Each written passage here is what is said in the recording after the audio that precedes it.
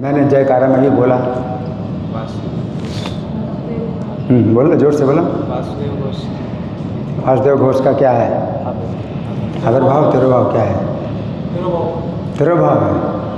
आज बहुत विशेष दिन है, श्रील वासुदेव घोष का तिरुभाव है ना। और आप लोग अनजान है ना, तो ये बड़ी लज्जा की बात है कि आप लोग जानते नहीं हैं हमारे वैष्णव कैलेंडर में।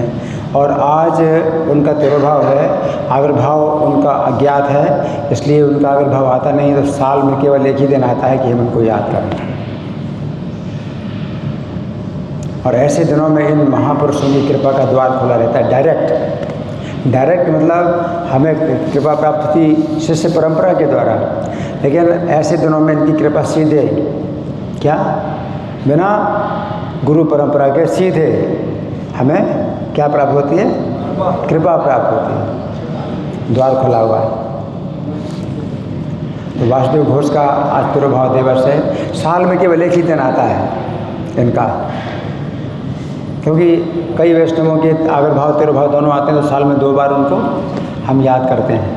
लेकिन इनका केवल एक ही दिन होता है, आविर्भाव नहीं ज्ञात है, केवल एक ही दिन होता है। तो इनकी याद में हम तिरुभाव भजन गाएंगे। आपके पास है, मुझे दीजिए तिरुभाव भजन गाएंगे। और जहाँ आचार्य ठाकुर है, तो एक बार आचार्य ठाकुर गाएंगे, एक बार हम वासुदेव ठाकुर गाएंगे। जी अनिलो प्रेम धन करुणा प्रचुर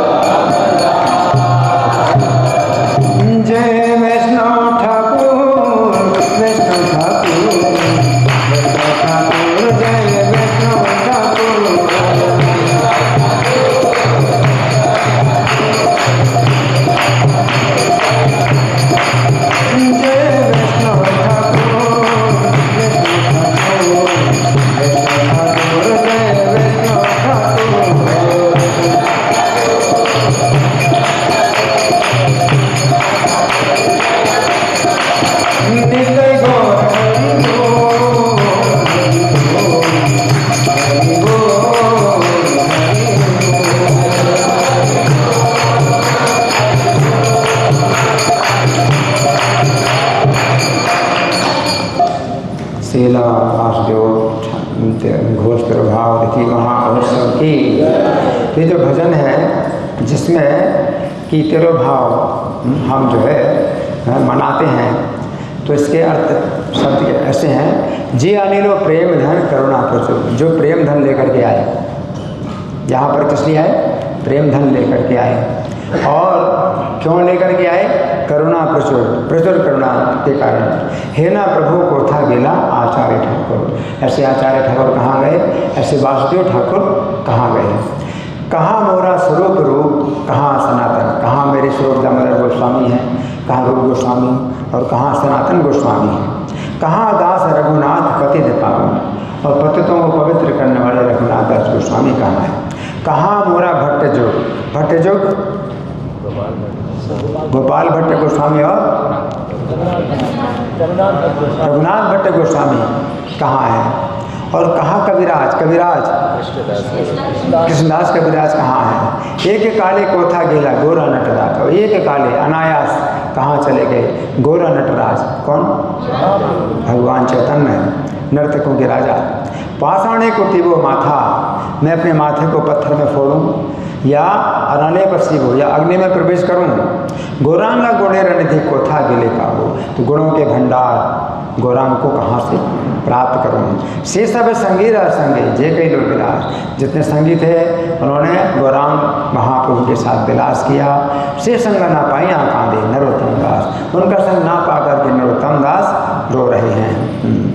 तो आज वासुदेव घोष का तिरुभाव दिवस है, तो उनके विषय में कुछ हम सुनेंगे। हमें जानना चाहिए और बहुत आवश्यक है इनके बारे में जानना।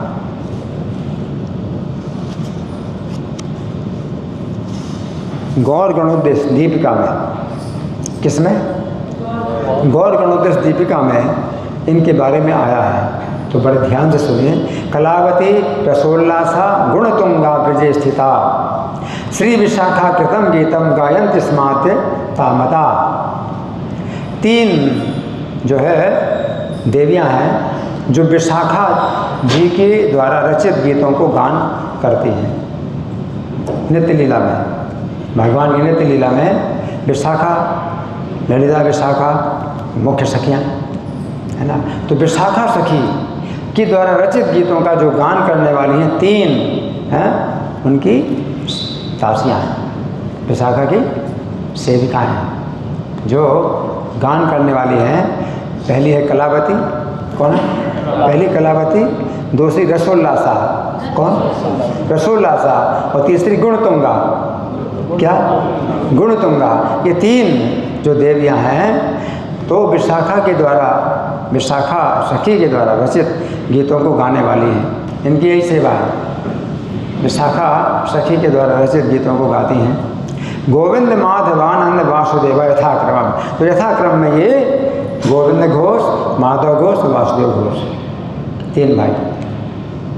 कलावती हैं गोविंद घोष हैं। तो ब्रज लीला में जो स्त्रियां हैं ये सब गौड़ लीला में पुरुष बने। क्यों? क्योंकि भगवान का संग प्राप्त करना है, और भगवान होंगे सन्यासी, तो पहले से निश्चित हो गया था भगवान श्री कृष्ण सन्यासी और बड़े कठोर सन्यासी, स्त्रियों से दूर रहने वाले। तो जितनी स्त्रियां हैं वो सब पुरुष रूप में आई उनका संग करने के लिए। तो कलावती जो स्त्री है वो गोविंद घोष के रूप में आई भगवान चैतन्य का संग करने के लिए। कलावती गोविंद घोष। दूसरी रसोल्लासा, वो किस नाम से आई गौर लीला में? माधव घोष, कौन? माधव घोष। और तीसरी है गुणतुंगा, तीसरी गुणतुंगा किस नाम से आई? वासुदेव घोष। तो वासुदेव घोष ये तीन भाई क्रम से, तो सबसे बड़े माधव, सबसे बड़े कौन है? गोविंद घोष, फिर बीच में माधव घोष, फिर सबसे नीचे वासुदेव घोष, तो सबसे नीचे वासुदेव घोष। तो ये यथाक्रम, यथाक्रम माने क्रम से, ये क्रम से समझना है। तो तीन भाई, इनको कहते हैं घोष बंधु, घोष ब्रदर्स। इसी कंपनी का नाम होता है ना कभी, तो ये जो कंपनी है ये घोष ब्रदर्स इसका नाम है। ये तीनों जो है क्या करने वाले हैं? गान, गीत और संगीत कला में जो है ये जो है निपुण है। और भगवान चैतन्य को यही करना है। इस अवतार में भगवान चैतन्य को यही करना है। महाप्रभु कीर्तन नृत्य गीता वादित्र माध्यम मनसूर से। तो महाप्रभु का जो है कीर्तन नृत्य और गीत और संगीत महाप्रभु का ही कार्य। तो इस कार्य में जो है ये सहयोग देने वाली 3 जो देवियां हैं ये पुरुष रूप में आई, गोविंद घोष और माधव घोष और वासुदेव घोष, है ना। कलावती रसोल्लासा गुणतुंगा नामक जो सखियाँ ब्रज में विशाखा सखी द्वारा रचित गीतों को गाया करती थी, अब यथाक्रम से गोविंद घोष, माधव घोष, वासुदेव घोष हैं। तो गोविंद घोष ना, खैर इनके गोविंद घोष के बारे में भी बताया जाता है, लेकिन हम अभी वासुदेव घोष के बारे में सुनेंगे। तो ब्रज लीला में गुणतुंगा कौन है? गुणतुंगा विशाखा रचित गीत का जो है कीर्तन करती हैं। तो गोविंद घोष और माधव घोष इनके सहोदर हैं। सहोदर का मतलब क्या है? सह उदर, एक ही उदर से जन्म, एक ही माता, सहोदर भाई, सगे भाई बोलते हैं ना, सहोदर, एक ही उदर से में साथ जन्मे हैं सहोदर। तीनों भाई प्रसिद्ध कीर्तनकार हैं। इनके कीर्तन में गौर नित्यानंद नृत्य करते थे। और नीलाचल में रथ यात्रा के समय, नीलाचल में हर साल रथ यात्रा होती थी तो 7 दल बनते थे। कितने दल बनते थे? 7 दल बनते थे। उस समय माइक नहीं होता था, माइक के बिना कीर्तन होता था, इसलिए 7 दल बनते थे। तो एक का कीर्तन दूसरे कीर्तन में बाधा नहीं पड़ती थी, एक एक कीर्तन में दूसरे कीर्तन में बाधा। यहाँ भी रथ यात्रा में जब माइक भी होता है तो बहुत दूर जो दूसरे टीम होती हैं कीर्तन की, तो वहाँ तक आवाज़ नहीं जाती। तो वहाँ अलग माइक होता है, यहाँ अलग माइक होता है, तो भी ठीक है ना।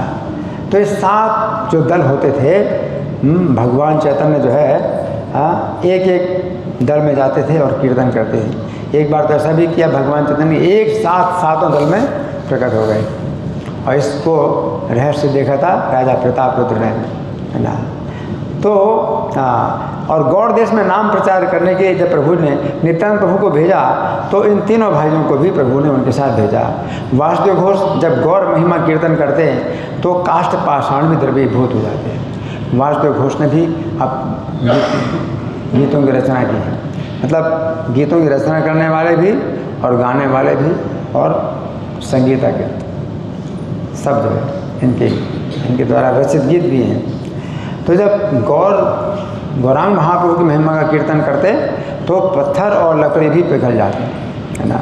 ऐसे प्रभु के दर्शनों के लिए रथ यात्रा के उपलक्ष्य में प्रतिवर्ष नीलाचल जाकर 4 महीने वहाँ रहा करते थे। तो ये पदकर्ता महाजन भी हैं, है ना। तो वासुदेव घोष के बारे में कुछ हमने सुना, और भी कुछ अन्यत्र जो है इनके बारे में है।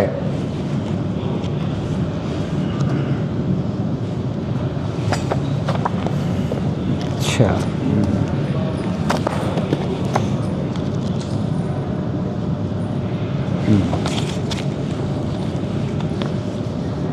वासुदेव घोष और उनके 2 भाई माधव घोष और गोविंद घोष चैतन्य महाप्रभु और नित्यानंद प्रभु के नित्य पार्षद हैं, नित्य पार्षद हैं, है ना। माधुर्य रस में स्थित है ये। माधुर्य रस के, माधुर्य रस मतलब जो राधा रानी की संगति में रहने वाली स्त्रियां हैं, माधुर्य रस में स्थित है। इन्होंने राधिका को परम आश्रय विग्रह के रूप में अंगीकार किया है ना, क्योंकि इनकी जो बॉस हैं वो विशाखा सखी हैं। विशाखा सखी की बॉस राधिका है, तो राधिका है इनकी कौन है? बॉस की बॉस। तो परम आश्रय है, आश्रय है विशाखा सखी और राधिका है परम आश्रय। तो राधिका को है परम आश्रय विग्रह के रूप में स्वीकार किया है। ये तीनों भाई प्रवीणतापूर्वक मधुर और सुरीले कीर्तन करते थे। अब आज वासुदेव घोष का तिरुभाव दिवस, मैंने भी नहीं सोचा था कि आज मैं गुरु पूजा कीर्तन गाऊंगा। तो आज के दिन जो है पहली बार मैंने यहाँ गुरु पूजा कीर्तन गाया है। कारण क्या है? वासुदेव घोष का आज तिरुभाव दिवस है। तो मुझे बाद में मुझे समझ में आया कि आज मैंने गुरु पूजा कीर्तन क्यों गाया, और उस समय भी ऐसा था कि वो मुझे मिल गया। तो ये कारण मैंने भी नहीं सोचा था। तो आज वासुदेव घोष का तिरुभाव दिवस, इनकी कृपा सीधे जो है मतलब मिल सकती है हम लोगों को, सीधे कृपा मिल सकती है।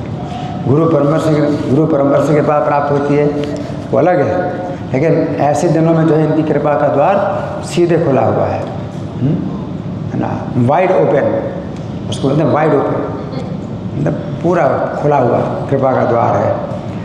जब गाते थे तो चैतन्य महाप्रभु नित्यानंद प्रभु तुरंत भावोन्माद में नृत्य करने लगते थे। जब इनका गान होता था तो चैतन्य नित्यानंद भी नृत्य करते थे। तो आज मेरे गान में भी आप लोगों ने नृत्य किया खूब, ठीक है। तो भावोन्माद में प्रतिवर्ष रथ यात्रा में सेवा करने हेतु जगन्नाथपुरी आते थे। तो भगवान चैतन्य की जो है ये संगी है, विशेष संगी है ना।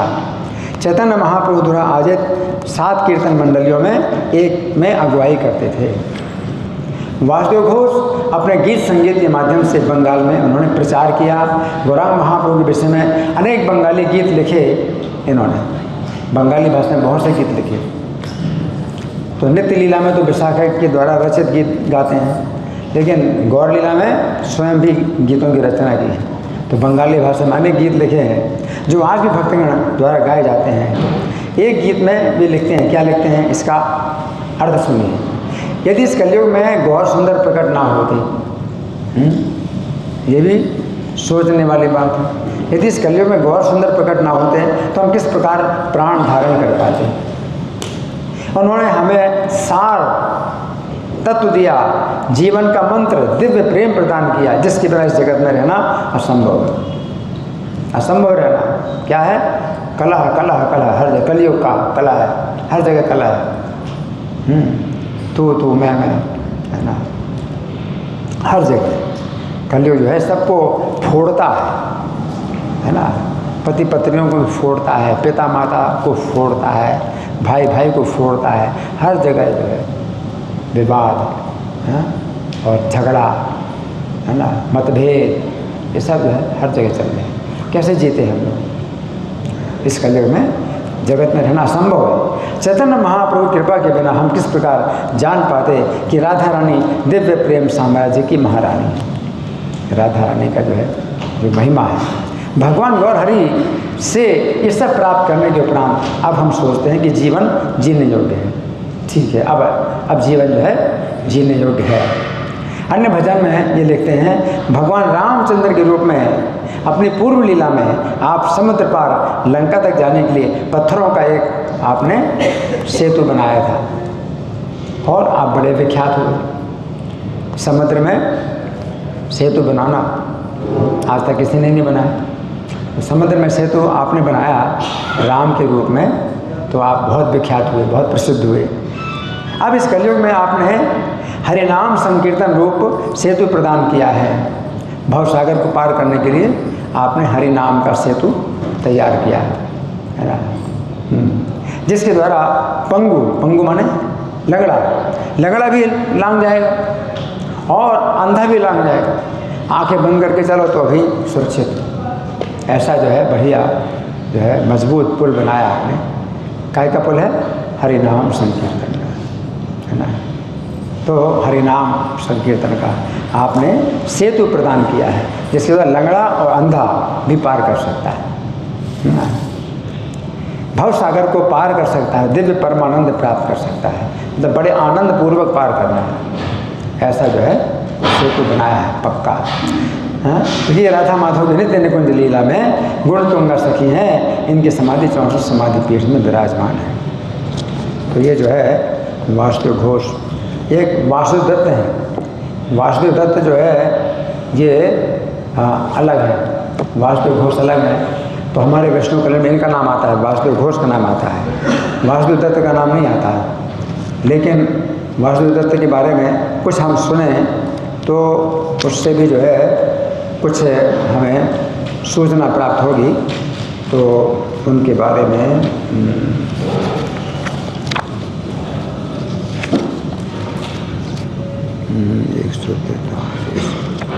वासुदेव दत्त 113 है।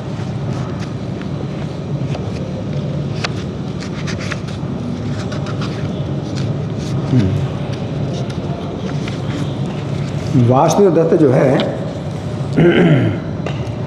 ये जो है अलग हैं, इसलिए आपको मैं बता रहा हूँ। वासुदेव घोष अलग हैं, वासुदेव दोनों ही भगवान चैतन्य के पार्षद हैं।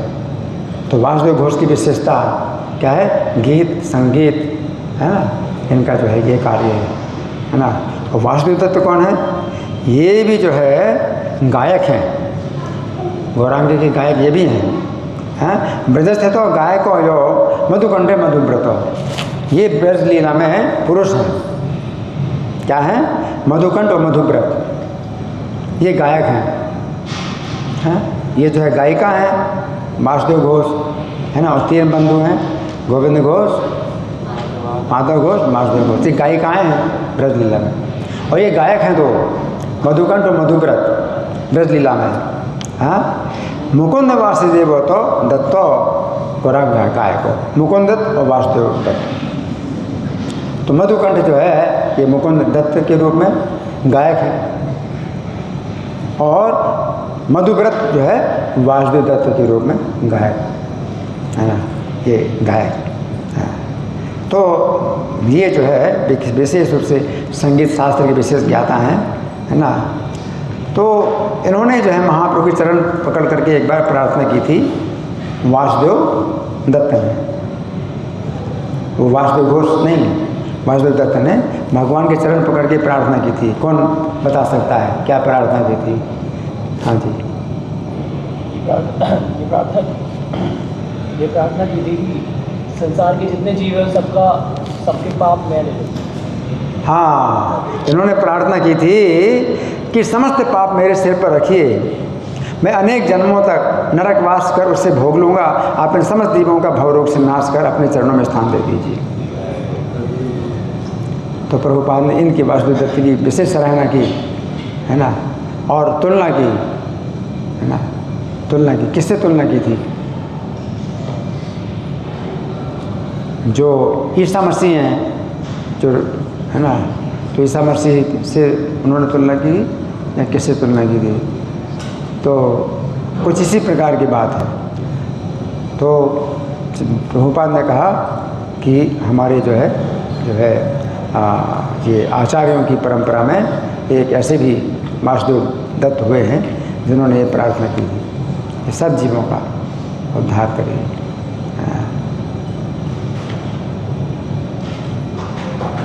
महाप्रभु ने आश्वासन दिया और कहा कि तुम्हें किसी के भी पाप अपने सिर पर लेने की आवश्यकता नहीं है, तुम्हारी इच्छा मात्र से उन समस्त जीवों का कल्याण हो गया, समझो।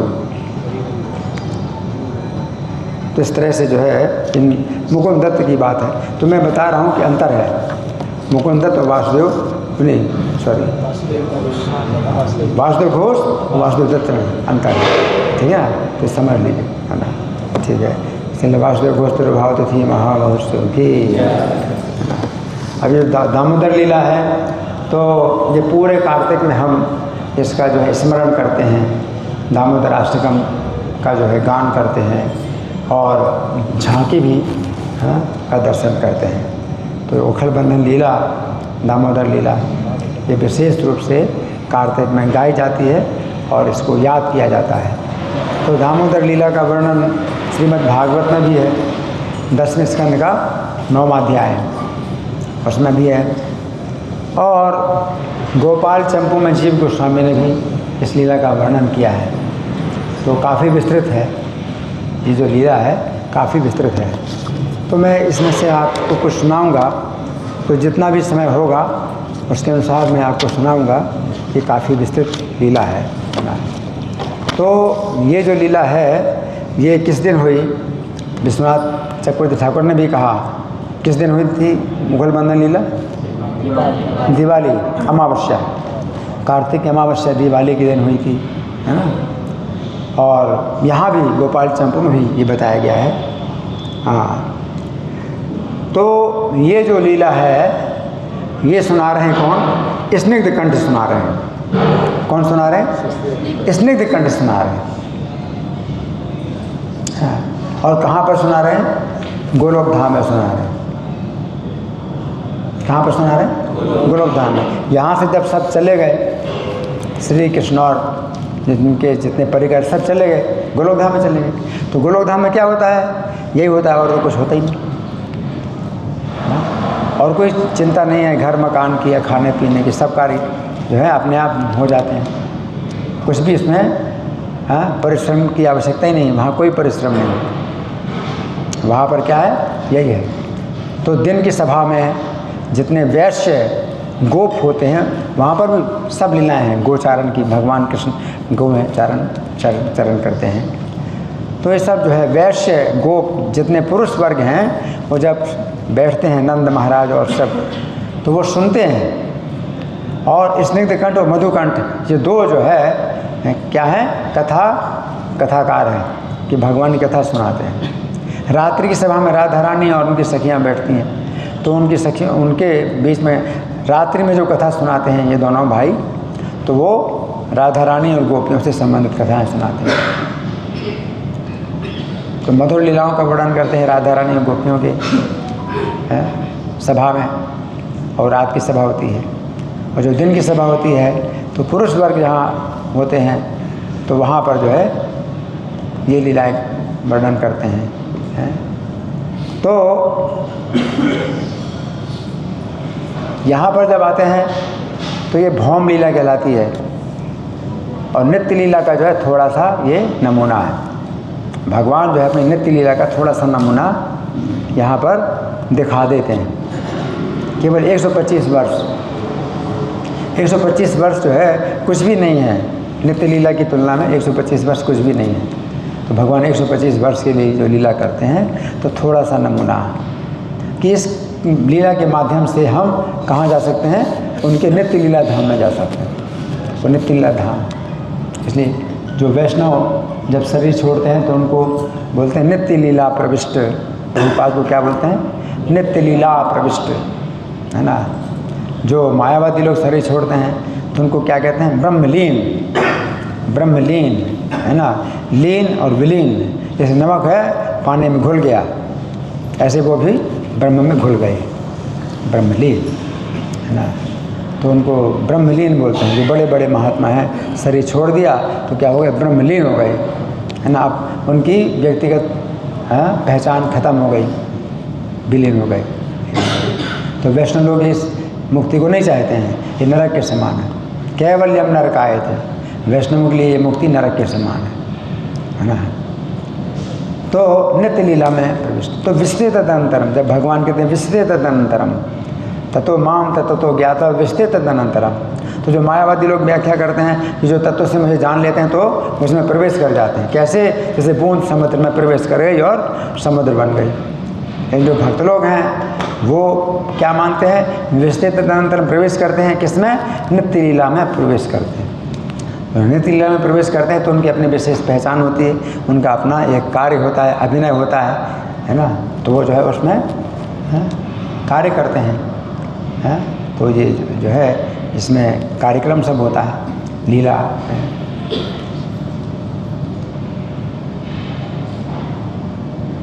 तो जो स्निग्धकंठ और मधुकंठ जो कथाकार है गोलोक धाम में, तो ये पहले ब्रजलीला में थे। पहले ब्रजलीला में क्या थे? ये यमलार्जुन वृक्ष थे। कौन थे? 2 वृक्ष हैं, नलकूबर और मणिग्रीव, जो कुबेर के पुत्र थे। और भगवान ने उनका जब उद्धार किया, है ना, तो पहले तो वो अपने यक्ष के शरीर में गए अपने पिता के पास, वो यहाँ कुबेर अलकापुरी, कुबेर की राजधानी अलकापुरी में वहाँ गए। लेकिन उन्होंने वर मांग लिया था कि वाणी गुणानुकथन है, हमारी वाणी आपके गुणों का ही हमेशा वर्णन करे। इस वर के प्रभाव से फिर इनकी जो है उन्नति हो गई। तो फिर अलकापुरी जो कुबेर की राजधानी, वहाँ से इनका जो है पदोन्नति हुई, गोलोक धाम में चले गए। गोलोक धाम में क्या हो गए? भगवान के वाणी गुणानुकथन है, वाणी हमेशा आपके गुणों का कथन करे। तो गोलोक धाम में क्या करते हैं? कथाकार, कथा सुनाते हैं, सब लोग सुनते हैं कथा, है ना। तो स्निग्धकंठ जो है सुना रहे हैं ये कथा, है ना, ये कथा सुना रहे हैं। हाँ, तो सभाम उपविश्य विभातेषु वैश्य जातेषु, सभा में सब बैठ गए।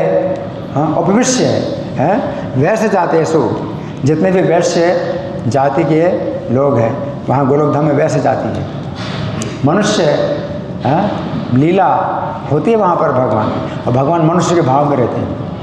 गोलोकधाम में श्री कृष्ण मनुष्य के भाव में रहते हैं, और वैश्य भाव में गोप लोग वैश्य भाव में रहते हैं। तो वहाँ पर भी जो है गोलोकधाम में इस प्रकार से ये जो लीला है ब्रज की, ये जो है नित्य लीला का ही एक नमूना है। ये कृष्ण वहाँ पर ऐसे ही रहते हैं। तो स्निग्धकंठ उवाच कदाचित दामोदर मासी, तो एक बार जो है दामोदर का महीने में, दामोदर के महीने में सामोदा यशोदा, यशोदा ने कुछ किया तो उसमें नाम दिया यशोदा को सामोदा यशोदा। सा माने सहित, आमोद का मतलब है आनंद, तो आनंद के सहित तो सामोदा यशोदा कहते हैं। यशोदा को क्या बोलते हैं? आमोद के सहित जो यशोदा जी हैं। प्रातः बाल गोपालम शयानम, तो प्रातः के समय बाल गोपाल जो है सो रहे हैं। शयानम उन्मीलन निभ नेत्र नील नलिन युगलम, और श्री कृष्ण के जो नेत्र हैं वो धीरे धीरे खुल रहे हैं, खुल जैसे रहे हैं। नील नलिन युगलम, नीले कमल के समान दो नेत्र हैं कृष्ण के। निभाले सने रे कर किस लेहन है, अपने हाथों के पल्लवों से। माता यशोदा के जो हाथ हैं इतने कोमल हैं, जो पल्लव है फूलों के जो है जो पल्लव होते हैं उनके द्वारा। पल्यंकात उपरी तल्प ए परी लाल है, तो सोते सोते कृष्ण को जो है लालन करती हैं माता यशोदा। और पुनर्सुषुपत कल्पम, और उसी में जो है उन्होंने फिर से सुला भी दिया कृष्ण को। तस्मात् तल्पात अल्पम अल्पम निष्क्रामंती, फिर उसी जो पलंग से माता यशोदा अल्पम अल्पम निष्क्रामंती, यानी थोड़ी थोड़ी दूर जाती हैं, तो देखती जाती हैं कृष्ण को और पीछे चलती जाती हैं। कृष्ण से दूर जाती हैं तो देखती कृष्ण को हैं और पीछे पीछे चलते हैं। तो इसमें अल्पम अल्पम निष्क्रामंती चालिंदम विंध्यमाना प्रहवेत राम अहनाय निजालय व्यय संबंधी दति कतिपयम। तो अब आज के दिन भर के लिए जो खर्चा होगा उतना दही जो है वो क्या कर रहे हैं? मंथन कर रहे हैं। मंथुम निर्मंथितुम आरेभे, तो माता यशोदा ने मंथन आरंभ किया, है ना। यस्मिन नहनी सनंदना मंद चंदना रोहिणी, रोहिणी रोहिणी को क्या कहा है? चंदना रोहिणी, रोहिणी रोहिणी जो है वो तो यशोदा के साथ ही रहती, उसी घर में रहती हैं। लेकिन आज के दिन क्या हुआ? यशोदा को दही मंथन क्यों करना पड़ रहा है? यशोदा को दही मंथन क्यों करना पड़ रहा है? कि रोहिणी क्या हो गई? रथ चंदन आरोहिणी, रोहिणी चंदन आरोहिणी माने चंदन में जो बैठी हैं, रथ में बैठी हैं, रथ में बैठी हैं रोहिणी, तो उनको कहा गया चंदन आरोहिणी, रोहिणी आरोहिणी माने बैठी हुई है। और रोहिणी रथ में बैठ करके प्रणय मन यंत्रणया है, तो प्रणय की यंत्रणा से, मतलब जो उपनंद ने जो है उनको निमंत्रण जो दिया है तो प्रणय निमंत्रण दिया है, प्रेम का निमंत्रण दिया है, तो प्रेम की यंत्रणा के द्वारा ईश्वर रोहिणी को जो है जाना पड़ा। तो एक यंत्रणा है, यंत्रणा का मतलब यातना, तो प्रेम की यातना है। उपनंद अपने घर में बुला रहे हैं, रोहिणी तो कृष्ण को छोड़ के भी नहीं जाना चाहती, ये भी एक यातना है। तो प्रेम की यातना उधर भी है, उपनंद ने प्रेम पूर्वक बुलाया है। तो रथ में बैठ करके सहनंदना का मतलब है अपने पुत्र यानी बलराम, नंदन माने पुत्र, सहनंदना रोहिणी जो है सहनंदना है अपने पुत्र बलराम के साथ में। रथ आरोहिणी, चंदन आरोहिणी रोहिणी है, प्रणय मय यंत्रणया, प्रणय वाली जो यातना है उसके कारण निमंत्रणया, जो निमंत्रण को मिला है वो प्रणय की यातना युक्त निमंत्रण मिला है। श्रीमद उपनंद मंदिरम विद्यमाना आसीत, तो जो रोहिणी माता है वो उपनंद के मंदिर में, यहाँ घर जितने भी घर हैं सब मंदिर हैं, मंदिर कहा गया उपनंद के मंदिर में है, विद्यमान आसीत, तो वो जो है विराजमान है। तो रोहिणी जो है उपनंद के घर में विराजमान है। अब यशोदा को करना पड़ रहा है ना। तो फिर कोई कहेगा कि दासियाँ तो बहुत सी हैं, घर की दासियाँ तो बहुत सी हैं, तो घर की दासियाँ भी जो है चली गई। परिजन आर्यश्चा स्वस्व कार्यातिशय पर्याय पर्यापणाय गता।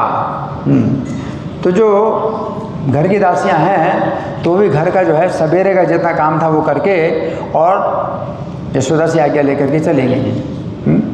क्यों चली गई हैं? कार्यातिशय चास्यम हायन शीर्षायमाण मार्ग शीर्षागमे। तो मार्ग शीर्ष का आगमन होने वाला है। तो कभी कभी जो महीना है वो अमावस्या को समाप्त माना जाता है। तो कार्तिक का महीना अमावस्या को समाप्त हो रहा है, तो अमावस्या कार्तिक का अंतिम दिन है। कभी कभी गणना इस तरह से भी की जाती है, महीने का अंतिम दिन अमावस्या को माना जाता है और शुक्ल पक्ष से महीना शुरू होता है। सामान्य गणना तो ये है कि पूर्णिमा को महीना का समाप्त होता है और कृष्ण पक्ष से फिर महीना शुरू होता है। तो यहाँ पर जीव गोस्वामी कहते हैं कि जो है मार्गशीर्ष का महीना शुरू होना है वाला अगले दिन से मार्गशीर्ष आगमे जनवर्ग महेंद्र महामहा कुल परंपरा भी था। कुल की परंपरा है कि महेंद्र याग जो है होगा, अगले दिन महेंद्र याग होगा। गोवर्धन पूजा तो फिर भगवान ने 7 वर्ष की अवस्था में शुरू की है। जब भगवान 7 वर्ष 2 महीने के थे तो महेंद्र पूजा को जो है बंद करा के गोवर्धन पूजा शुरू कराई। तो इसके पहले तो महेंद्र याग हो रहा है, अगले दिन महेंद्र याग है। तो कार्य तो वही होता था जो गोवर्धन पूजा में होता है। सब अपने अपने घर से जो है कई प्रकार के व्यंजन बना करके और फिर क्या करते हैं, उसका पर्वत बनाते हैं, वही है ना। तो वही चीज़ है जो होता था। तो बहुत बड़ी तैयारी होती थी। तो घर की जितनी दासियाँ हैं, माता यशोदा के घर में जितनी भी दासियाँ हैं, आज सवेरे सवेरे जितना भी काम हो सकता था करके वो जो है छुट्टी लेकर के गई अपने अपने घर में, क्योंकि वे अपने अपने घरों में भी क्या बनाएंगे, कई प्रकार के व्यंजन बनाएंगे। क्योंकि अगले दिन क्या है, गोवर्धन पूजा नहीं, क्या है, इंद्र पूजा, महेंद्र याग। तो महेंद्र याग के लिए वो जो है महेंद्र महामहा कुल परंपरा भी था। ये कुल परंपरा से चला रहा है। सन्निहित आसित थी तदेवं स्वयं यत्नी भूय ब्रजराज पत्नी। अब इसमें क्या है कि घर में केवल कृष्ण है और माता यशोदा है। तो पहली बार ऐसा हुआ कि माता यशोदा ने कृष्ण को छोड़ा और फिर ये सब जो है तोड़ फोड़ हुई। तोड़ फोड़ क्यों हुई? क्योंकि माता यशोदा हमेशा कृष्ण के साथ रहती हैं और घर की दासियाँ काम करती हैं। जो ज़रूरत होगी तो रोहिणी काम करेंगी, तो यशोदा तो घर कृष्ण के साथ ही रहती हैं। और कृष्ण अभी 3 साल और 2 महीने के हैं। तो कृष्ण भी जो है इतने जानते हैं कि माता का कार्य केवल मेरे साथ रहना है और कोई कार्य नहीं माता का। माता अगर कोई कार्य करे तो बहुत बड़ा अन्याय है, माता का बहुत बड़ा अन्याय है ना। खैर माता कृष्ण को छोड़ करके जाए और सोते हुए भी कृष्ण को छोड़ के गई तो वही बहुत बड़ा अन्याय है। उनको जो है बहुत ज़्यादा इससे जो है लगता है, चोट लगती है कृष्ण को, है ना। तो क्या हुआ? तो तदेवं स्वयं यत्नी भूय ब्रजराज पत्नी। यशोदा कौन है? ब्रजराज पत्नी, है ना। तो सयत्नी भी स्वयं अब स्वयं ही जो है उनको करना पड़ रहा है। ये कार्य जो है उनको स्वयं ही करना पड़ रहा है। दधि चयम असत्कृत दधि मथनंती तस् निद्राया दीर्घायस्त्वाय। तो दही मंथन कर रहे हैं, लेकिन साथ साथ बालक की जो है निद्रा लंबी हो जाए, इसकी कामना से क्या कर रहे हैं? वो भगवान का चरित्र गान कर रहे हैं, कृष्ण के चरित्र का गान करते हैं। कृष्ण के चरित्र का गान करते हैं इसी भाव से कि कृष्ण देर तक सोते रहें। तो उससे क्या होगा? मैं कुछ काम कर लूँ। कृष्ण तो काम करने नहीं देगा ना, वो काम नहीं करने देगा। तो तदीय चरितम एव जगो। तो उन्हीं का ही चरित्र है वो गान कर रहे हैं माता यशोदा। तो यदुक्तम श्री बादरायणा, यदुक्तम श्री बादरायणिना। तो बादरायणी, श्री बादरायणी ने भी ये बोला है। क्या बोला है? याने याने ये गीतानि तन्बाले चरितानि च दधि निर्मंथने काले स्मरन्ति तान्य गायते। श्रीमद्भागवत का 10वें स्कंद 9वां अध्याय श्लोक संख्या 2। यानी यानी ही गीतानि तद्बाले, जो है गीत के रूप में बन गए हैं बाल चरित्र। दधि निर्मंथने काले, तो दधि की निर्बंधन काल में स्मरन्ति तान्य गायत, उन्हीं का स्मरण करती हैं माता यशोदा और उनका गान कर रहे हैं। अब कृष्ण के चरित्र का गान कर रहे हैं, कृष्ण सोए तो कृष्ण कैसे सोएंगे? कृष्ण तो जागेंगे। वो तो कृष्ण को जगाने के लिए नहीं गान कर रही है, कृष्ण को सुलाने के लिए गान कर रहे हैं। नहीं, कृष्ण कैसे सोएंगे, है ना? वो धीरे धीरे गान कर रहे हैं, मंदम मंदम, है ना। अत्र मंथनम यथा श्यामालोल दुकूल रत्न विलसम कांची चेनांचिता तज्झंकार करम ध्वनिधर श्री कंकणालंकृता पश्यन्ति तनयाननम लघु लघून मेलयन्न बाक्षी द्वयम श्रीमन् गोप महेश्वरी चल भुजा मदनाद भिक्षणम दधी। तो जो माता यशोदा है ना, तो उन्होंने क्या किया है, श्यामा माता यशोदा जो है सांवले रंग की है ना, हाँ, और दुकूल जो है रत्न विलसत, हाँ, तो उनके शरीर में जो रत्न है ना, और कांची जो है, जो उनकी करधनी है, तो विशेष रूप से जो है झंकार हो रही है, माता यशोदा के आभूषण की झंकार हो रही है। करमृत ध्वनि धर श्री कंकण अलंकृता, और जो है ध्वनिधर जो कंकण है वो भी बज रहे हैं, हाथ की चूड़ियाँ भी बज रही हैं।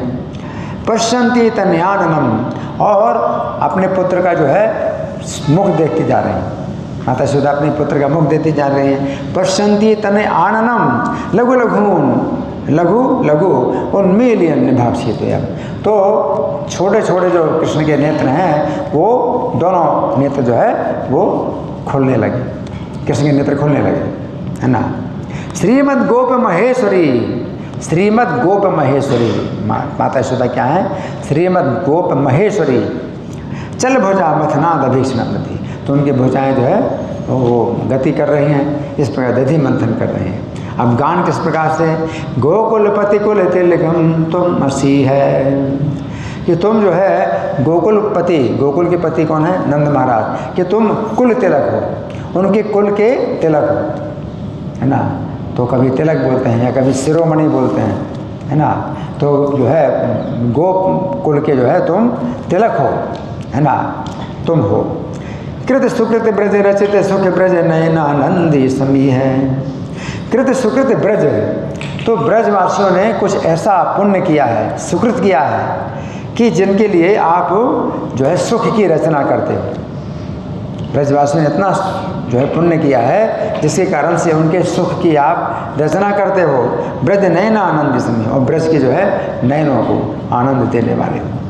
आनंद भव जन्म महोत्सव नंदित गोप समाज, तो जिस समय तुम्हारा जन्म का महोत्सव हुआ था तो नंदित गोपों के समाज को तुमने आनंदित किया था।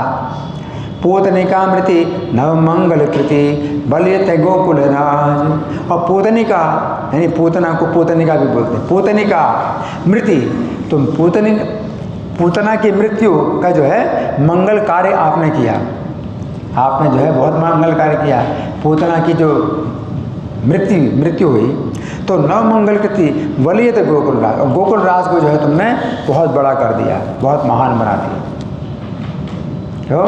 गोकुल राज का पुत्र ने पूतना को मारा, तो गोकुल राज को जो है आपने चारों तरफ से बड़ा कर दिया, सिर्फ वलियत पुत्र, चारों तरफ से बड़ा कर दिया गोकुल राज। धैर्य निवर्तन सकट विवर्तन मन भव्य न परीत, और शकटासुर जो है वो धैर्य को नष्ट करने वाला था। कोई भी बड़ा बड़ा धैर्यवान हो, शकटासुर कितना भयानक था जो धैर्य को नष्ट कर देगा, तो उसको जो है आपने जो है नष्ट किया, शकटासुर को आपने नष्ट किया, है ना। तृणावर्तक सतृणावर्तक वायु निवर्तक परमेशेनानीत, और तृणावर्त आपको ले गया था, बहुत ऊपर ले गया था, है ना, वायु निवर्तक, है ना। तो जो वायु को जो है उसने वो बहुत तेज़ी से बवंडर पैदा किया था, परमेशेनानीत, और आपको परमेश्वर ने ला दिया, किसी प्रकार हमारे पास ला दिया। तो ये माना सबने कि परमेश्वर ने इनको लाया। तो माता यशोदा इस प्रकार का गीत गा रही हैं, है ना। इसको छोड़ रहा हूँ मैं। अब लब्ध जागर रहा, तो इससे क्या हुआ, उनको जागरण प्राप्त हो गया। किसको? कृष्ण को जागरण प्राप्त हो। कृष्ण तो जागे, आप लोग को सो रहे हैं, तो खड़े हो जाओ, नींद आ रही तो खड़े हो जाओ, नींद की बात आ रही। अतः लब्ध जागर सनित्यता सालिलान लिप्त सागर शपथ रुदन देव समुत्थितवान, तो अब जो है रोते हुए वो खड़े हो गए, और क्यों रो रहे हैं कि माता क्यों चली गई? मैं सो रहा था तो माता क्यों चली गई? जैसे कोई चोरी कर ले उनकी, है तो माता जो है, माता ने चोरी की है, चोरी से माता चली गई। लब्ध जाग रहा, हाँ सपति रोदन देव, तो रोते हुए जैसे कृष्ण जो है समर्थदान खड़े हुए, हैं। और मातरम इतवांशचार दीर्घ श्वासम गोत्र मोटे प्रयुक्तम नेत्रे मार्जन जागृत अमृतेति जलपन, है ना। तो दीर्घ श्वास, लंबी श्वास ले रहे हैं, और गोत्र मोटे प्रयुक्तम अंगड़ाई ले रहे हैं, अंगड़ाई ले रहे हैं। नेत्रे मार्जन आँखों को क्या कर रहे हैं, मसल रहे हैं। जागृत अमृतेति जलपन, और अम्ब अम्ब बोल रहे हैं। माता को अम्ब बोलते हैं ना, अम्बा। तो हाँ क्रंदन मंथा धानम आकरने वाला, है ना। तो जब माता जो है जो कर रहे हैं, तो ये कृष्ण क्रंदन कर रहे हैं। श्री गोपाल प्रस्खलन ताम जगह में, तो श्री गोपाल जो है फिसलते फिसलते आए। पैर जो है ठीक से रख नहीं पाते ना जमीन में, तो गिरते पड़ते आ गए, माता के पास आ गए। ततस्य माता बाल्यता घटित लाल्यता जटित प्रणयाकुल काकुलव संकुलतया तेन शुभगा खंडलेन विघटिते क्षुब्ध दंडस्य गतिमंडले स्वयं वैस्तनयो स्तनयो प्रश्नवम नवकम तम शावकम पायामास। तो प्रणय आकुल, माता जो है प्रणय से व्याकुल हो गई, प्रेम से व्याकुल हो गई, है ना। और क्षुब्ध दंडस्य गतिमंडले, तो कृष्ण मथानी पकड़ ली कि ये क्या कर रहे हो, बिल्कुल गलत, बिल्कुल गलत, कोई काम नहीं तुम्हारा। ये बालक अपना पूरा अधिकार मानता माता के ऊपर, है, तुम्हारा कोई अधिकार नहीं कुछ कार्य करने का, ये क्यों कर रहे हो, है ना। तो माता से तो आनंद दे रहे हैं, कृष्ण आनंद दे रहे हैं, इसमें भी आनंद है। माता से काम करना चाहते, वो कृष्ण काम नहीं करने दे रहे हैं, इसमें माता को आनंद है कि कृष्ण नहीं चाहते कि कोई काम करो, तो ये भी आनंद बढ़ा रहे हैं माता का।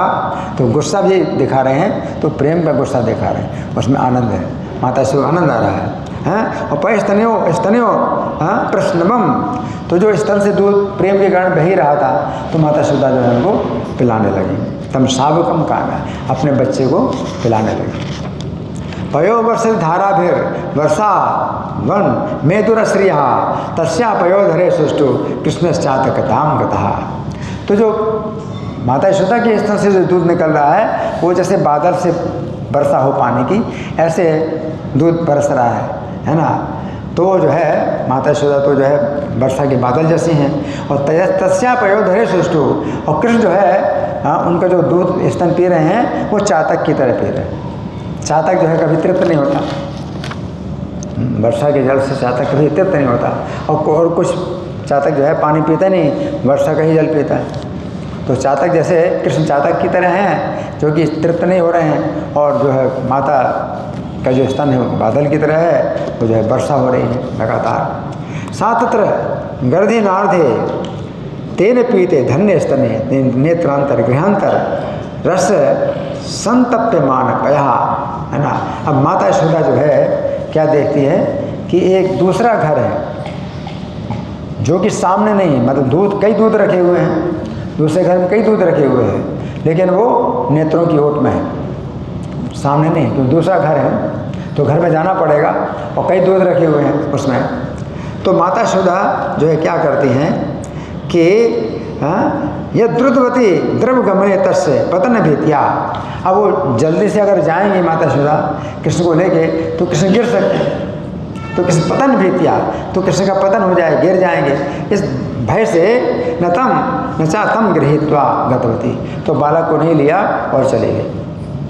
अब ये भी बहुत बड़ा अन्याय है, मुझे छोड़ करके जा रहे बालक को तो सब में अन्याय है, गलत काम कर रहे हैं, और माता से तो प्रेम के कारण ही कर, कृष्ण प्रेम के कारण ही सब कार्य कर रहे हैं, लेकिन नहीं, है ना। तो श्री माता का आनंद जो है बढ़ाते हैं।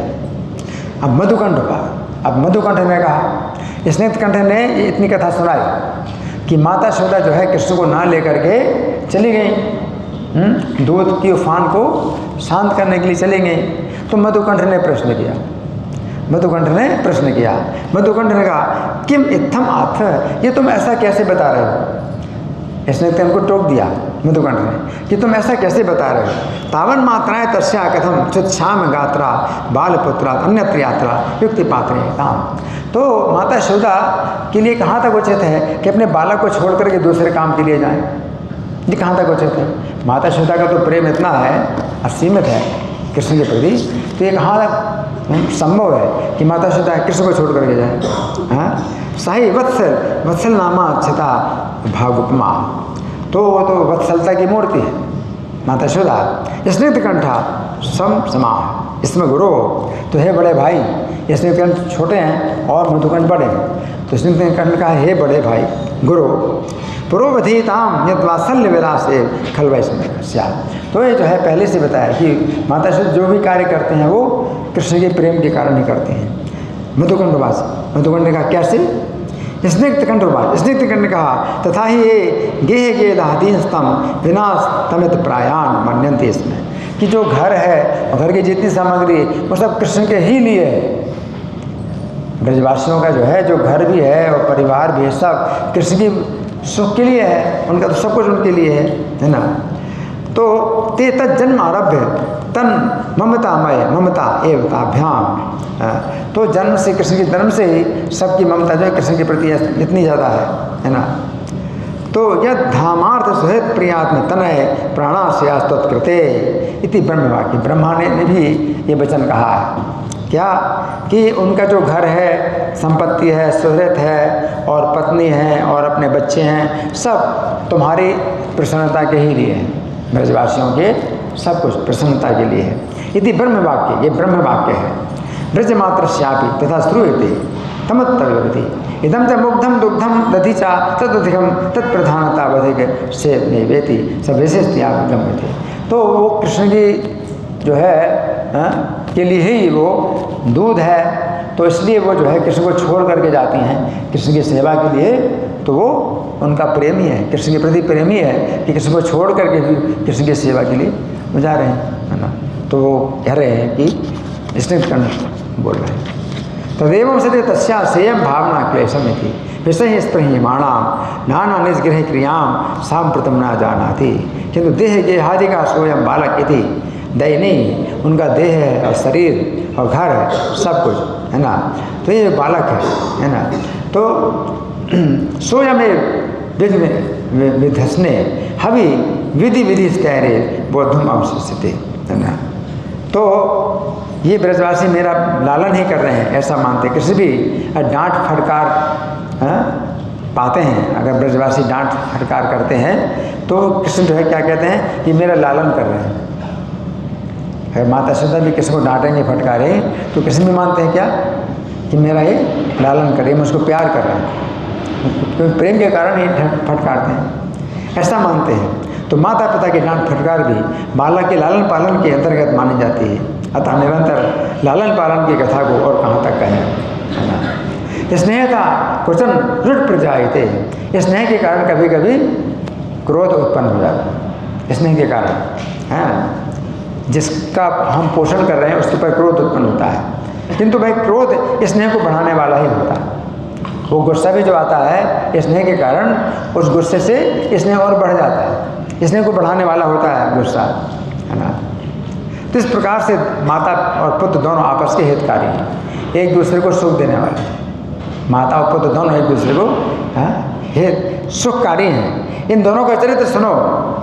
तो दूध उतारने के लिए जाते समय माता यशोदा ने पुत्र के हर्ष का कारण ये वाक्य कहा, पुत्र को हर्षित करने के लिए कहा, हे लाल मैं तेरी बलिहारी जाऊं तो क्षण भर के लिए इस तालाबनी की रक्षा करना, मैं तेरे उमड़ते हुए दूध को देखकर शीघ्र ही आती हूँ।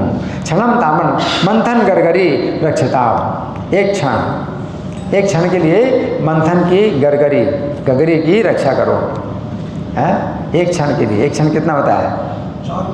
4 मिनट का।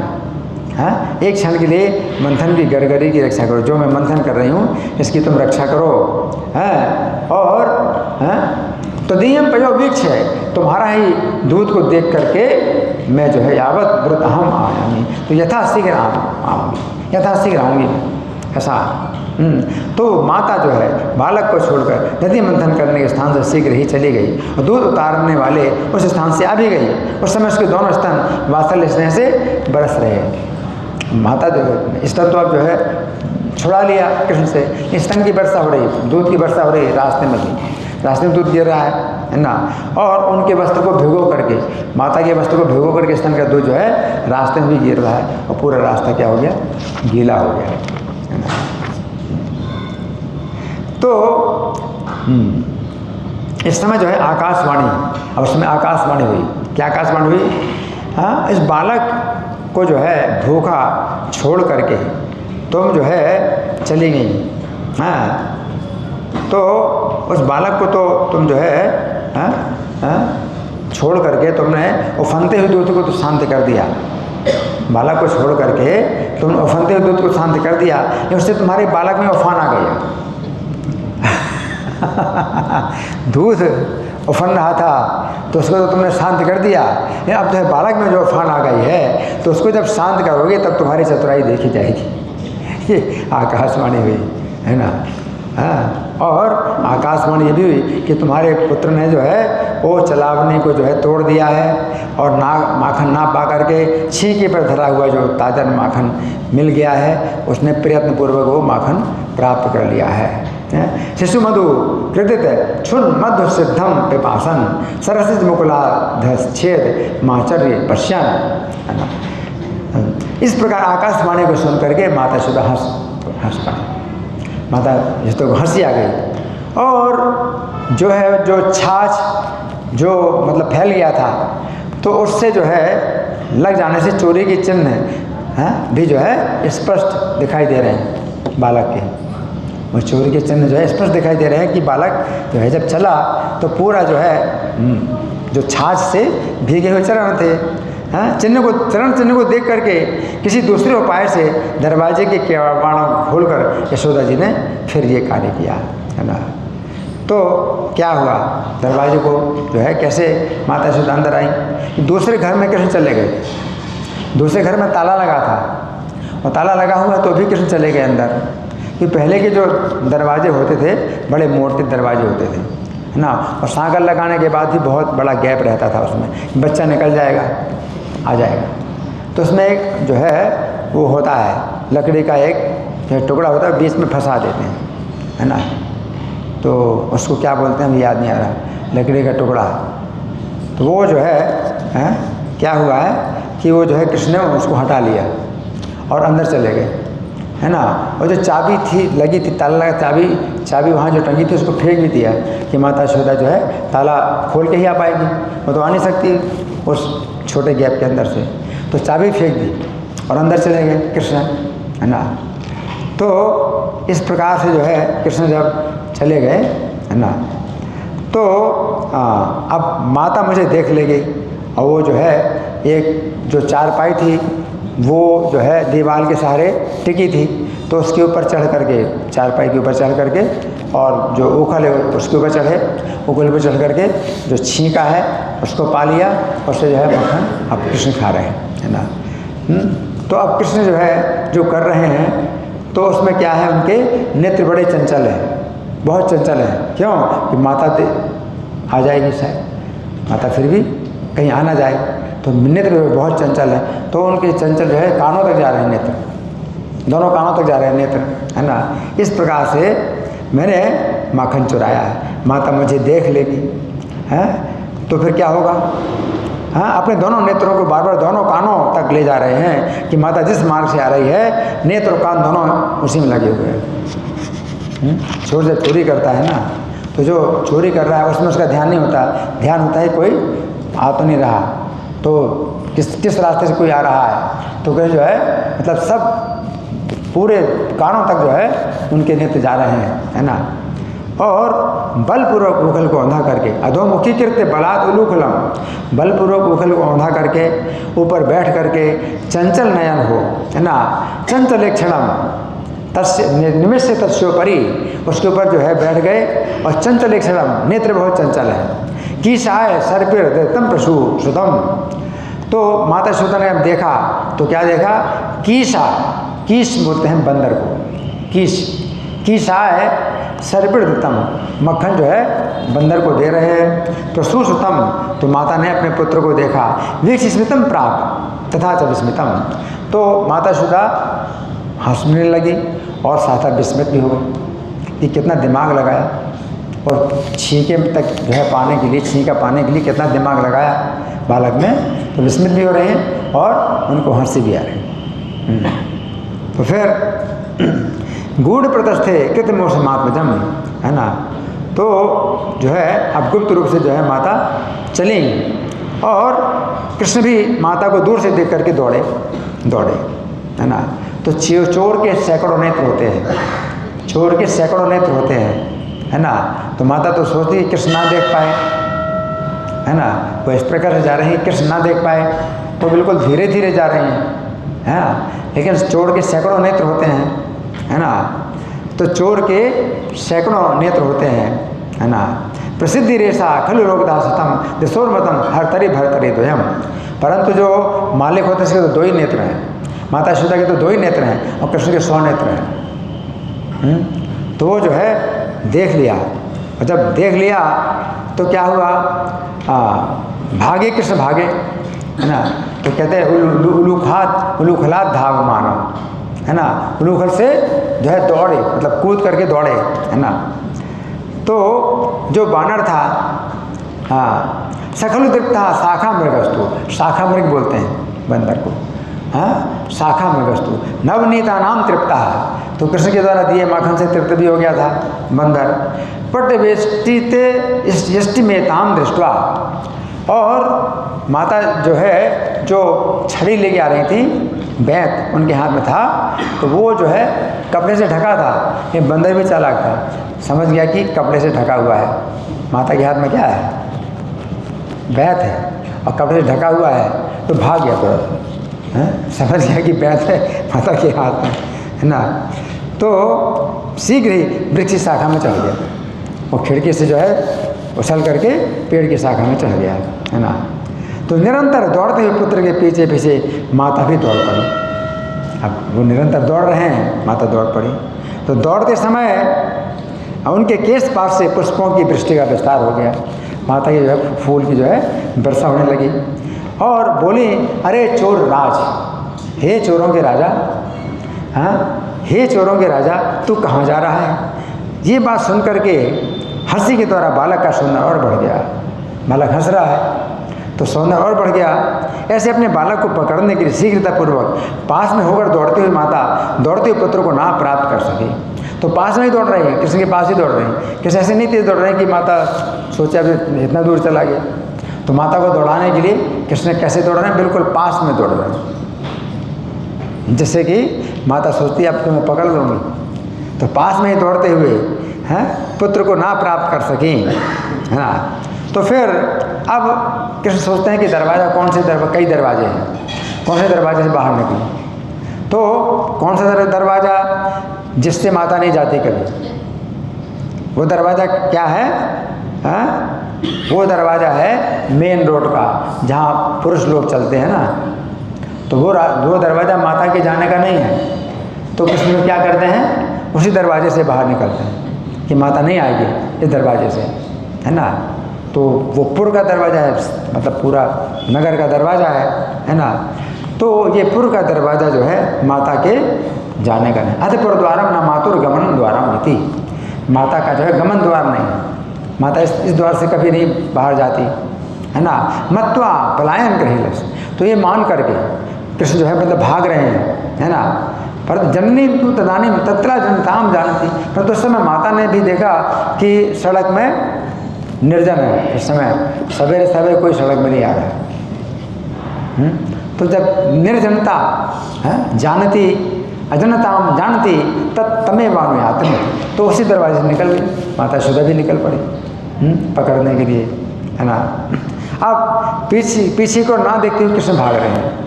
यावत रवत पृष्ठ मथनी क्षमा, पीछे ना देख करके कृष्ण जब भाग रहे हैं तो माता जो है कृष्ण को नहीं पा सकी।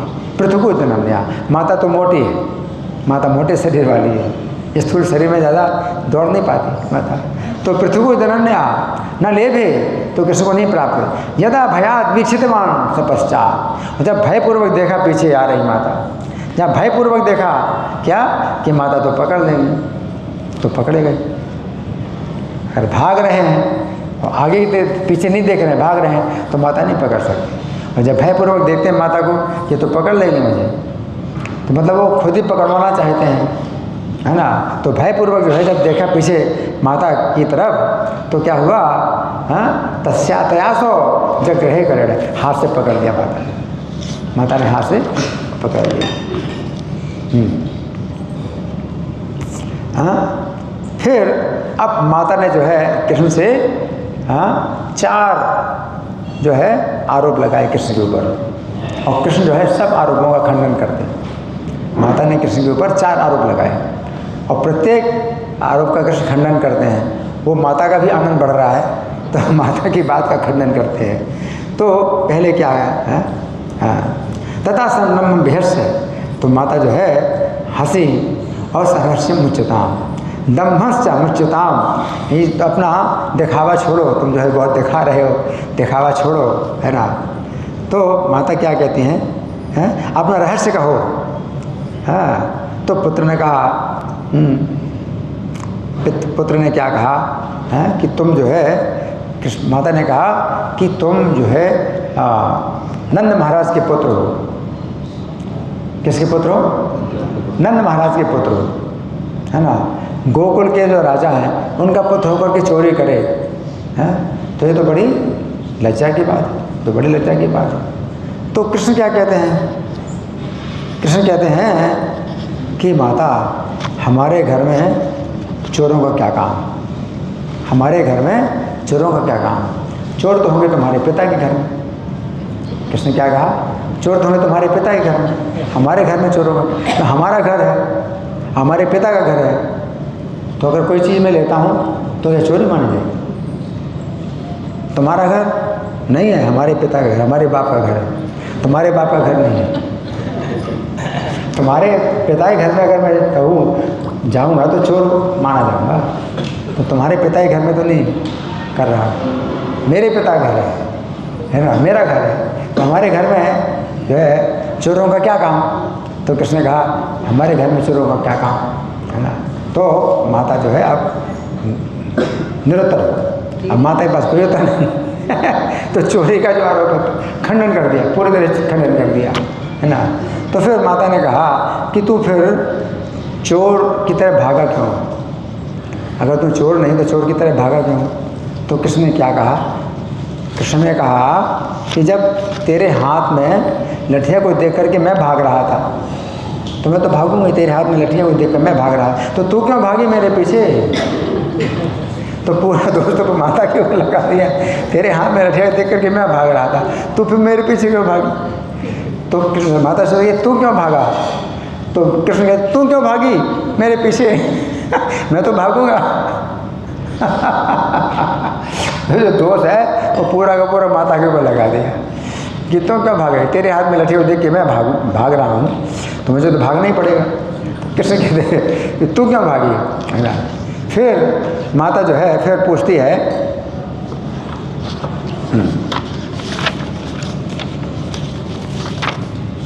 फिर माता पूछती है अच्छा तो ये जो मंथन गगरी है वो किसने फोड़ी, मंथन गगरी किसने फोड़ी। तो माता हर दोस्त को जो है कृष्ण से प्रश्न के रूप में पूछ रही हैं कि अगर तुम खुद ही मतलब कहोगे अपना दोस्त मानो, तो प्रश्न पूछ रहे हैं कृष्ण से, तो ये मंथन की गगरी किसने फोड़ी हैं। तो क्या बोले कृष्ण क्या बोले कि जिस समय तुम दूध उतारने की हड़बड़ा के बहुत वेग से दौड़ी थी, उस समय तेरे दोनों चरणों के जो क्या बोलते हैं उसको कड़े से जो है फूटा, वो फूटा जो है मंथन की गगरी कैसे फोड़ी, तेरे मोटे मोटे कड़े हैं ना पैर में है वो लगे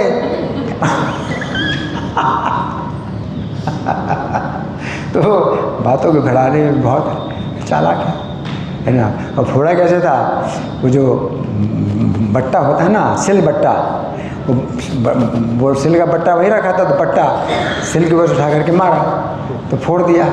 अब जब माता ने पूछा कैसे फोड़े हैं, किसने फोड़ी, तो बोले तुझको ईश्वर ने दंड दिया है, ईश्वर ने दंड दिया क्योंकि तू मुझको स्तनपान जो है रोक करके तू जा रही थी, तो ईश्वर ने तुझको दंड दिया है, ईश्वर ने तुझको दंड दिया कि वो जय बंधन की गगरी तेरे पैर से फूटी, जैसे मेरा क्या दोष है। तो कृष्ण कहते हैं तेरे चरणों की कड़ू लाओं के संघर्ष से, टक्कर से दही का घड़ा जो है वो फूट गया, तो सब मेरा क्या दोष है। तो बिल्कुल निर्दोष कृष्ण जो बिल्कुल निर्दोष है, और सब दोष क्या है, माता का ही। तो कृष्ण जो है सब दोषों से मुक्त हो रहे, निर्दोष, और माता को जो है माता के ऊपर सब दोष डाल रहे हैं, है ना। तो फिर अब जो है तीन जो है आरोपों से कृष्ण मुक्त हो गए। अब चौथा आरोप क्या है कि बंदर को किसने मक्खन खिलाया। अब ये बता, बंदर को मक्खन किसने खिलाया, है ना। तो फिर क्या कहते हैं कृष्ण कहते हैं कि जब मक्खन को वो खींच रहा था तो मैंने पकड़ा हुआ था उसको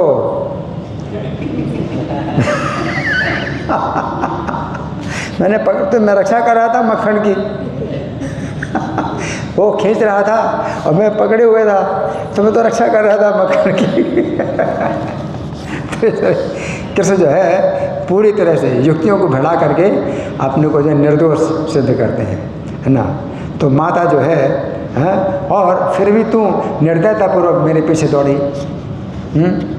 तो तेरा तो कठोर ही कठोर व्यवहार है, और मैं बिल्कुल निर्दोष हूँ। तो कृष्ण जो है माता के ऊपर सब जो है आरोप लगा दिए। अब माता के पास जो है कोई आरोप मिला नहीं, अब क्या आरोप लगाए। तो प्रश्न नहीं किया, अब सीधे बोल दिया, एक आरोप लगा दिया। अभी तक तो प्रश्न किए थे, कृष्ण माता ने प्रश्न किए थे कि कृष्ण स्वयं अपने को दोषी बताएं। प्रश्न करते हैं कभी कि किसने किया, तो आप कहें हाँ मैंने किया, तो कृष्ण तो उत्तर दे दिए और निर्दोष हो गए। अब माता ने सीधे आरोप लगाया कृष्ण के ऊपर। क्या आरोप लगाया, तू बानरों के स्वभाव वाला है। अब क्या कह दिया, तेरा स्वभाव बानरों जैसा है। क्या क्या बानर प्रकृति निवासी, तू बानर के स्वभाव का है। अब इसमें प्रश्न नहीं किया, क्या किया, सीधा आरोप लगा दिया, तू बानर के स्वभाव का है। तो उस समय जो है कृष्ण जो है क्या किया, अगर मैं बानर हूँ तो वन में प्रवेश कर जाऊँगा। अरे बाप रे, अब माता के लिए वज्र पड़ गया। क्या बोल दिया, अब माता सोच रही मैंने क्या बोल दिया। इसने जो है अगर ये बात कह दी तो मेरे प्राण निकल जाएंगे, मैं जीवित नहीं रहूँगी। अब माता सोचती मैं तो जीवित नहीं रहूँगी, ऐसा बोला इसने, क्या बोल दिया। तो भयपूर्वक मन में विचार किया, अभिमानी बालक ऐसा भी कर सकता है, बालक अभिमानी ऐसा भी कर सकता है। वन में प्रवेश के निवारण के इसको बांध कर रखना ही हमारा कर्तव्य है। तो वो बंधन जो है जो माता ने जो कृष्ण को दिया, तो वास्तव में प्रेम का बंधन था कि तू जो है अगर वन में जाना चाहता है तो मैं तुझको बांध के रखना चाहती हूँ। लेकिन कृष्ण को बांधना नहीं चाहती माता, लेकिन अगर तू मुझे छोड़ के जाना चाहता है तो मैं तुझे बांधना चाहती हूँ। तो बांधा नहीं, मैं बांधना चाहती हूँ, ये भावना उनकी। इसलिए माता श्वेता ने जो है जब बंधन किया तो किस प्रकार से बंधन किया। माता अपने मन में तो यही सोचती है कि घर और बालक, मैं अकेली हूँ, घर बालक दोनों को संभालना कठिन हो जाएगा। स्पष्ट बोली, हाँ, रे चोर चंचल विलोल विलोचन श्री निक्षिप्त मोह मन से विनिमारणम ना। अरे चंचल, अपने चंचल नेत्रों की शोभा के द्वारा सबको तू आकर्षित कर लेता है, और मेरे निवारण को तू नहीं मानता। अब मैं तुझे बांध कर किसी के घर को जाती हूँ, तुझ में शक्ति है तो दूसरी वस्तु की चोरी कर। तो माता श्वेता ने ऊपर से तो ये बोला, शक्ति यदि प्रथयताम कुरु चौर्यम अन्यत, अगर तुम्हारे अंदर शक्ति है तो और चोरी कर। तो माता के बंधन का अध्ययन प्रारंभ करते ही माता ने क्रोध में भरकर फुसकार मारी और सजल नयन हो ऊंचे स्वर से कहा, अरे रोहिणी माता। अब कृष्ण जो है रोहिणी माता को पुकार माता जो है तैयारी कर रही कृष्ण को बांधने के लिए। तो अरे रोहिणी मैया, हमारे बड़े भैया के साथ तू कहाँ चली गई है? कृष्ण कहते हैं, अरे रोहिणी मैया, हमारे भैया के साथ तू कहाँ चली गई? तो आ रही तब माम यम बधनाती, अब तू चली गई है तो ये मुझे बांध रही है। कृष्ण कह रहे हैं, हे रोहिणी मैया, तुम बड़े भैया के साथ कहाँ चली गई? तेरे चले जाने से ये मैया मुझे बांध रही है, इसलिए तू शीघ्र आ जा। क्या कहते हैं? तद्रुतम यह समय, तू जल्दी से आ जा रोहिणी मैया, तू जल्दी से आ जा। और अब रोहिणी कहाँ? दूर में है, उपनंद के घर में है ना। तो यशोदा जी के घर के निकट जिनके घर हैं वो जो है आ गई, जितनी स्त्रियाँ थीं वो यशोदा घर के निकट की सब आ गई वहाँ, है ना। और परंपरा से मतलब एक ने दूसरे को बताया, दूसरे तीसरे को बताया, अरे कुछ हो रहा है, तो सब के सब आ गए। इस वृत्तांत को जान एकत्रित होकर आ मिली और पुराने उल्हैने की याद दिलाने के लिए कि हम जब उल्हैना देती है तो तुम मानती नहीं, तो याद दिलाने, इस चोर ने तुम्हारे घर में भी कुछ कौतुक किया है क्या? माता यशोदा से कहती हैं स्त्रियाँ कि इस चोर ने अब तुम्हारे भी घर में कुछ कौतुक किया है क्या, है ना। तो पुराने उल्हैने की याद दिलाने के लिए तो इस प्रकार की सूचना करती हूँ। हंस पड़े, सब स्त्रियाँ हंसने लगी, है ना। यदि सूचनते ये सहज सच्चा हंसी। तब पुत्र को शिक्षा देने वाली माता यशोदा स्त्रियों के वाक्यों के ध्यान न देते हुई अपने वेणी के बंधन से गिरी एक रेशमी डोरी को लेकर के, जब माता दौड़ी थी तो उनकी वेणी से बंधन, जो वेणी बंधन है उससे गिरी रेशमी डोरी थी, उससे जो है बालक को बांध रही। अब ऐसे लगता है कि गाय बांधने की रस्सी से गाय बांधने की रस्सी तो बड़ी कठोर होती है, माता कैसे बांधेगी?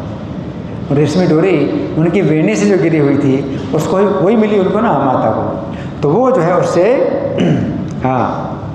जब दरवाजे के बाहर जो है जब भागी थी माता, तो अपनी वेणी के बंधन से गिरी हुई रेशमी डोरी को लेकर शीघ्र ही घर के दरवाजे के बाहर धरे उखल कुलक्ष करके बछड़ा के गले के बंधन की तरह वस्त्रों से पुत्र की कमर में और डोरी से बांधने का उद्योग करने लगी। तो जैसे कोई बछड़ा के गले को बांधे, तो गले को बांधते हैं बछड़े गले को, तो कैसे बांधते हैं? ढीला। बछड़े गले को जब बांधते तो ढीला बांधते हैं ना,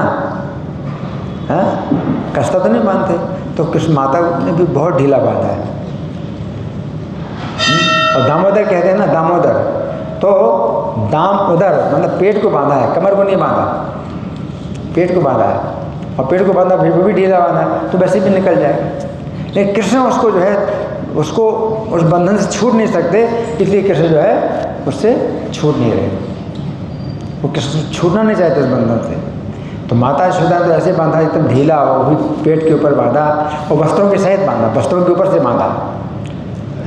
अगर वस्त्र ना हो तो वो बंधन तीखा हो सकता है, मतलब वो हो सकता है कि चुभे, तो कृष्ण को चुभे नहीं, तो वस्त्रों के ऊपर से बांधा, वो भी ढीला बांधा, है ना।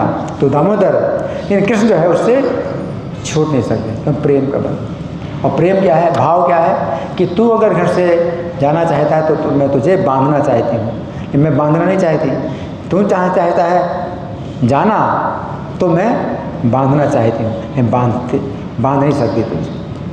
माता यशोदा प्रेम के कारण कृष्ण को बांध नहीं सकती, लेकिन बांधना चाहती कृष्ण को। ये जो भाव है माता यशोदा का, तो बांधने का उद्योग करने लगी, किंतु वो रेशमी डोरी 2 अंगुल कम पड़ गई। 2 अंगुल कितना है? 2 अंगुल, कभी 2 इंचेस बोलते हैं, 2 इंचेस, अंग्रेजी में 2 इंचेस बोलते हैं, 2 इंच नहीं होता है, ये 1 इंच ही होगा। 2 अंगुल तो कम 1 इंच होगा ना, 2 इंच नहीं, 1 इंच वो कम पड़ गई, वो रेशमी डोरी 2 अंगुल कम पड़ गई। 2 अंगुलाम न्यूनानि। उसके बाद उसी चुटिया से दूसरी डोरी निकाली माता ने, अपनी चुटिया से दूसरी डोरी निकाली, उसमें गांठी लगाई। डोरी बांधने पर वही अवस्था दिखाई पड़ी, फिर भी 2 अंगुल कम पड़ी, ना 1 ना 3, 2 अंगुल कम पड़ी, फिर भी 2 अंगुल कम पड़ी। आश्चर्यपूर्व अन्य गोपियाँ भी जो है दधि मंथन की अनेक रस्सियों के द्वारा ब्रजेश्वरी के बंधन का पार न कर पाती। अब वो जो है दधि मंथन की जो डोरियाँ लाती हैं, दधि मंथन की डोरी भी बच्चे की नहीं होती है ना, तो वो जो है अन्य घर की जो दूसरे घरों की स्त्रियाँ हैं वो लाई, लेकिन बंधन का पार नहीं पा सकी। मतलब वो हर बार कितना, 2 अंगुल, हर बार 2 अंगुल। तदंगे दुंगुला भाषे सर्वे लब्धावकाशका दृश्यदेश में बटास तत्र विदुरात्रो घना एवे, है ना। तो 2 अंगुल जो है हमेशा कम पड़ती है। तो हंसती हुई ब्रज नारियाँ बोली, अब हंस करके जितनी भी स्त्रियाँ हैं वो बोली, क्या बोली, आई ब्रजेश्वरी, हमने तुमसे पहले ही कहा था आपका पुत्र जो है हमेशा प्रसन्न रहने वाला है और दूसरों के चीज़ों का अपहरण करके ही ये प्रकाशित होता है। यशोदा बोली, आजकल का पैदा हुआ छोटा सा बालक छल छिद्रों को क्या जानता है, मान तुम्हारी कोई छल भरी विद्या है सीखी इसने। उनके ऊपर दोष लगा दे, तुम्हारी छल भरी विद्या है इसने सीख, तुमसे ही सीखी है इसने छल की विद्या। मालूम पड़ता है तुम्हारी कोई छल भरी विद्या है, जिसके कारण भीतर से पक्षपात नहीं दिखाई देते हो, भीतर से पक्षपात नहीं दिखाई देती हो और बाहर से शिकायत करती हो। बाहर से तो तुम लोग शिकायत करते हो और भीतर से पक्षपात, है ना। तो शिकायत करने में आनंद आता है। मैं यशोदा के घर में आती हैं तो कृष्ण का, यशोदा का दर्शन करेंगी, कृष्ण का घर देखेंगी, तो ये सब बहाना है कि इनको सुख मिलेगा, हैं। और अंदर से तो पक्षपात नहीं है, कृष्ण के पक्ष में है कि और चोरी करे तो हम और इसका आनंद प्राप्त करेंगे। ऊपर से जो है लहना देती हैं, तो माता यशोदा कहती हैं ऊपर से तो लहना देती हो और भीतर से पक्षपात नहीं हो, है ना। तो हंसकर बोली, हे पूजनीय यशोदे, हे पूजनीय यशोदे,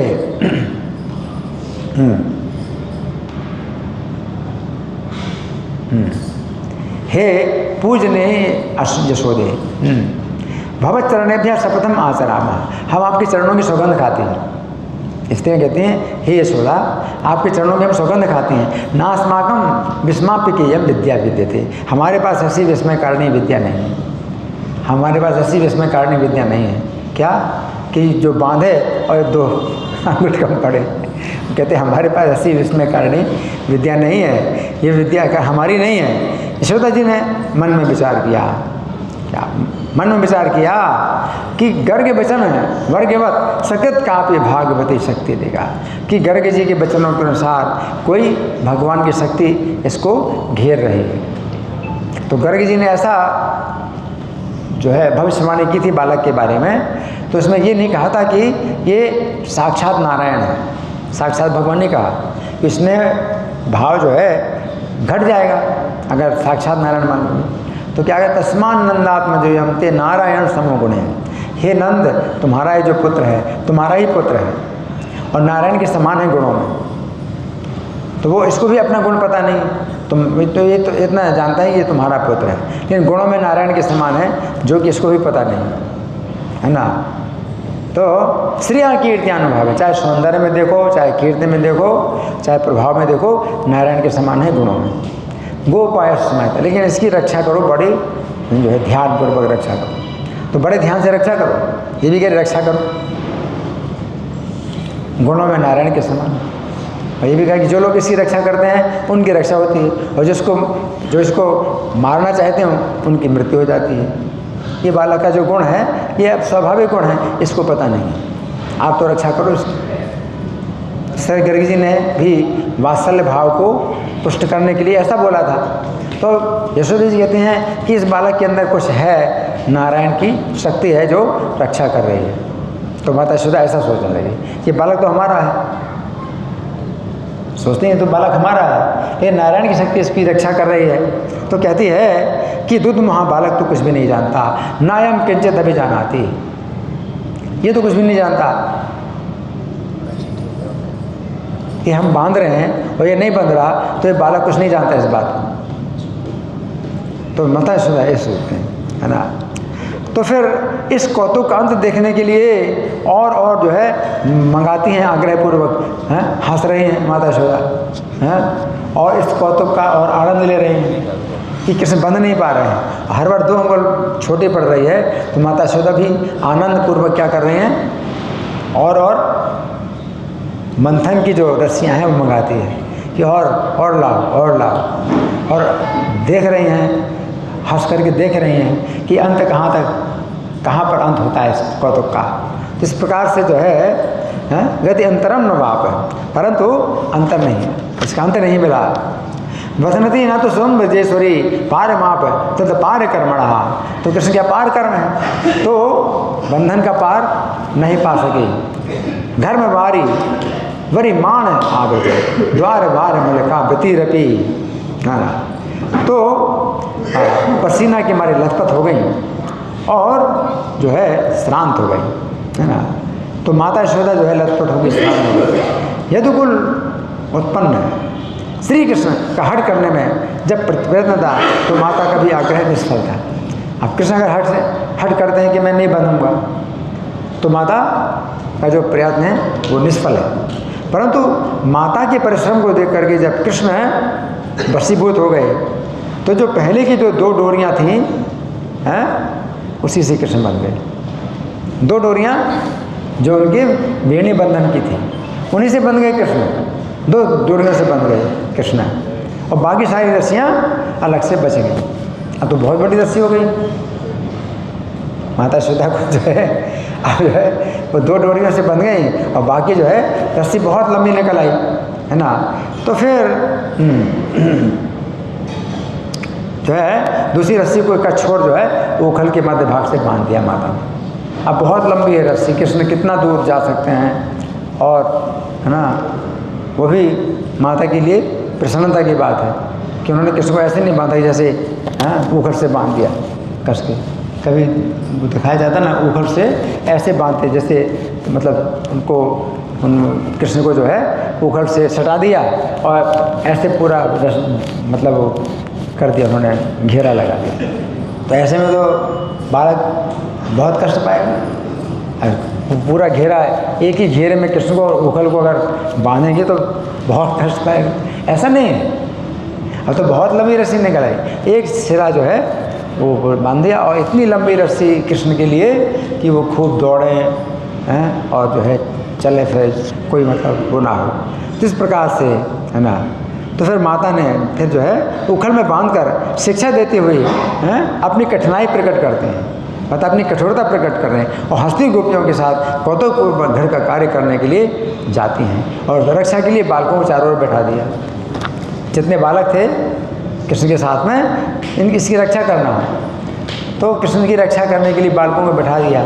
किसकी रक्षा करना, कि माता का जो प्रेम है वो हंसी में रहे। तो कृष्ण की चिंता उनको बहुत ज़्यादा है, तो बालकों को बैठा दिया चारों तरफ, किसकी रक्षा करो, है ना। हाँ, और चली गई ना। तो फिर क्या हुआ कि लंबे चौड़े अनेक स्थानों के प्रति उखल को चलाने का आनंद आपको बहुत आनंद आया है। जैसे चल रहे तो उखल पीछे पीछे आ रहा है तो मज़ा आ रहा है। खूब लंबा चौड़ा जो है वो भी है मैदान है, और कैसे चलते हैं, उखल भी चलते हैं। हाँ, तो आनंद ले रहे हैं कि देखो मेरे पीछे पीछे आ रहा है, उखल भी मेरे पीछे पीछे आ रहा है ना। तो हंसते खेलते धीरे धीरे उसी उखल को चला रहे हैं। उन्हीं बालकों के द्वारा जो गोपियाँ अट्टहासपूर्वक कृष्ण को बांधने के लिए अपने घर से रस्सियाँ लाई थी। अब जो अपने घर से रस्सियाँ लाई थी ना कृष्ण को बांधने के लिए, जो माताएं, तो बालकों को जो है सिखा दिया,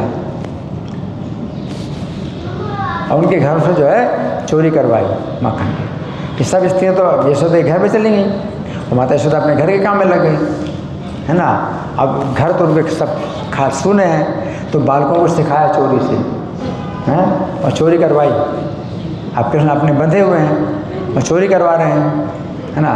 तो चोरी करवाई, सुअवसर, सुंदर सुअवसर समझकर श्री कृष्ण ने गोपियों के सोने घरों से छीकों पर धरे ताजे माखन को चुरवा लिया, और बालकों को इशारे से खबा भी दिया, खा लो खा लो खा लो खा लो खा लो, अभी कोई नहीं है, खा लो खा लो। हाँ, और उखल को खींचने से आनंद में लीला के कारण ना तो अपने हाथ से उखल को बंधन को मतलब खोला, अपने हाथ से बंधन को नहीं खोला, तो आनंद आ रहा है उनको, तो अपने हाथ से बंधन को नहीं खोला, न किसी दूसरे से खुलवाया।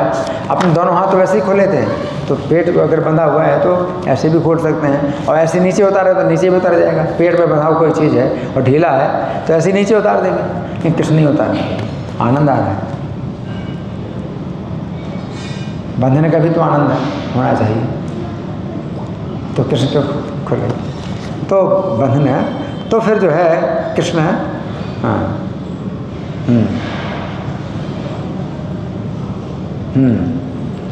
तो अपने हाथ से ना तो बंधन को खोलने की इच्छा की, न दूसरे के द्वारा बंधन को खींचने की। दूसरों के द्वारा भी चोरी करवाई, लेकिन बंधन नहीं खुलवाया। और पूर्व द्वार के सन्मुख खड़े हुए यमलार्जुन नाम के 2 वृक्ष श्री कृष्ण के सामने आ गए। वो दिखाई दिए कृष्ण के सामने। तो यमल अर्जुन, यमल का मतलब जुड़वा, अर्जुन पेड़ का नाम, तो यमलार्जुन कहलाते हैं, है ना। तो ये जो है तो वो खड़े हैं, 2 वृक्ष है, और दोनों के बीच में कृष्ण विचरण करते हुए चले गए, है ना। तो इस प्रकार से जो है फिर क्या हुआ, वृक्षों के बीच में होकर के दूसरे स्थान में जाने की इच्छा कर रहे हैं कृष्ण, है ना। लेकिन बीच के मार्ग में से कृष्ण निकल पड़े और मार्ग संकुचित होने के कारण उखल अटक गया, उखल अटक गया वहाँ पर, है ना। तद उलूखलम तद उलूखलम प्रतितष्ठम्बे।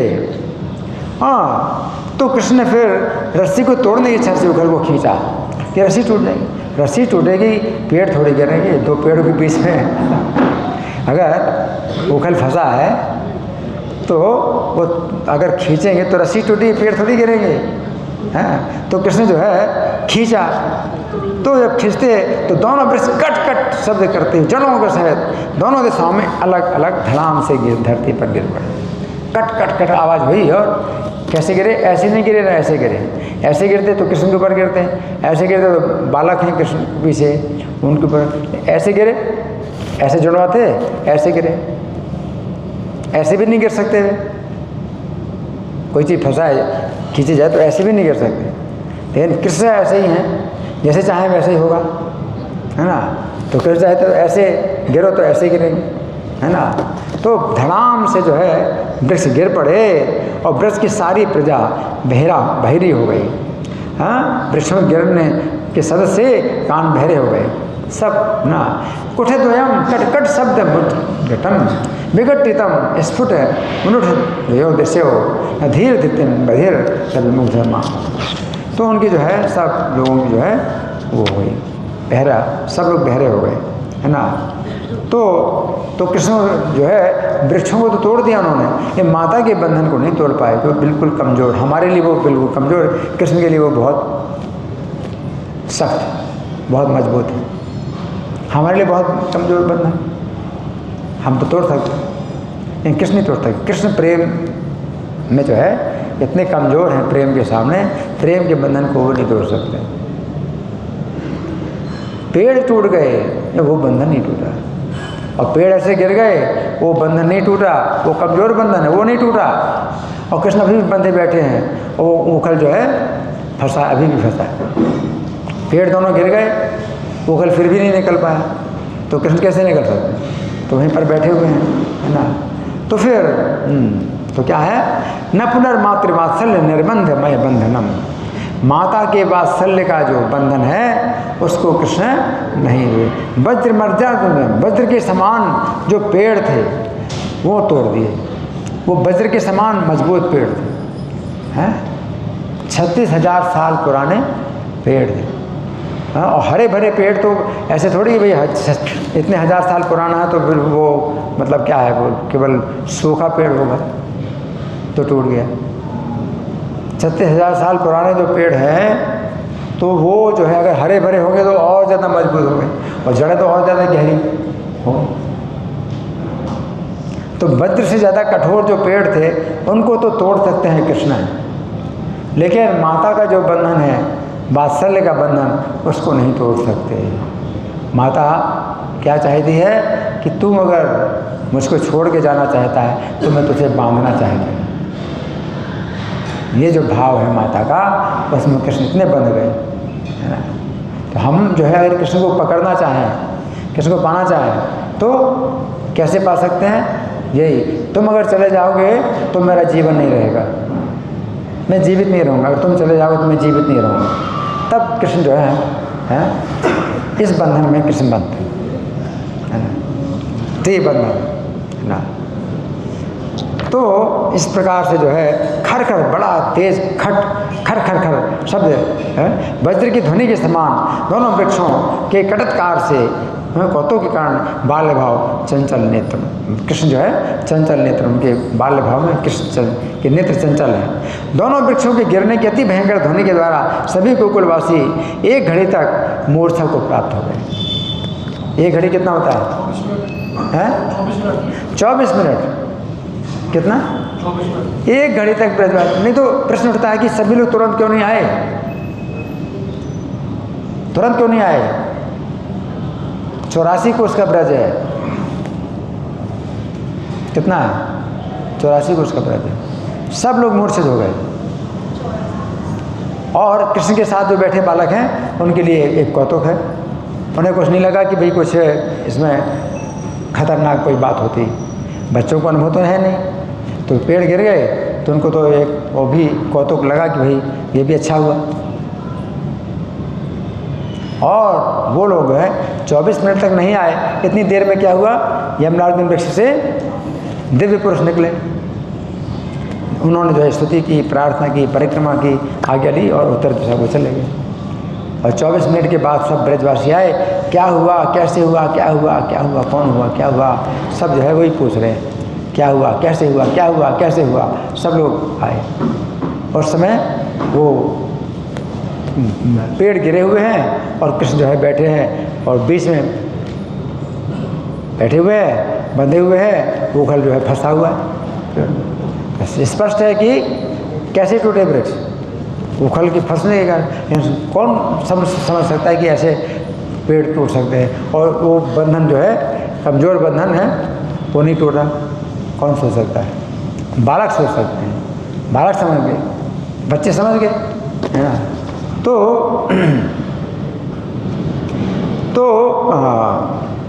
बालक लोग जो है मूर्छित नहीं हुए हैं। और इसमें जो है वो लीला का जो है और आनंद ले रहे हैं बालक, है ना, जरा भी भयभीत नहीं हुए। तो फिर जब सब गोकुलवासी आए कष्ट की आशंका करते हुए एक ही साथ स्थान पर आकर भयपूर्वक बोले, वायु के बिना, वर्षा के बिना पेड़ गिरे। पेड़ गिरे कैसे?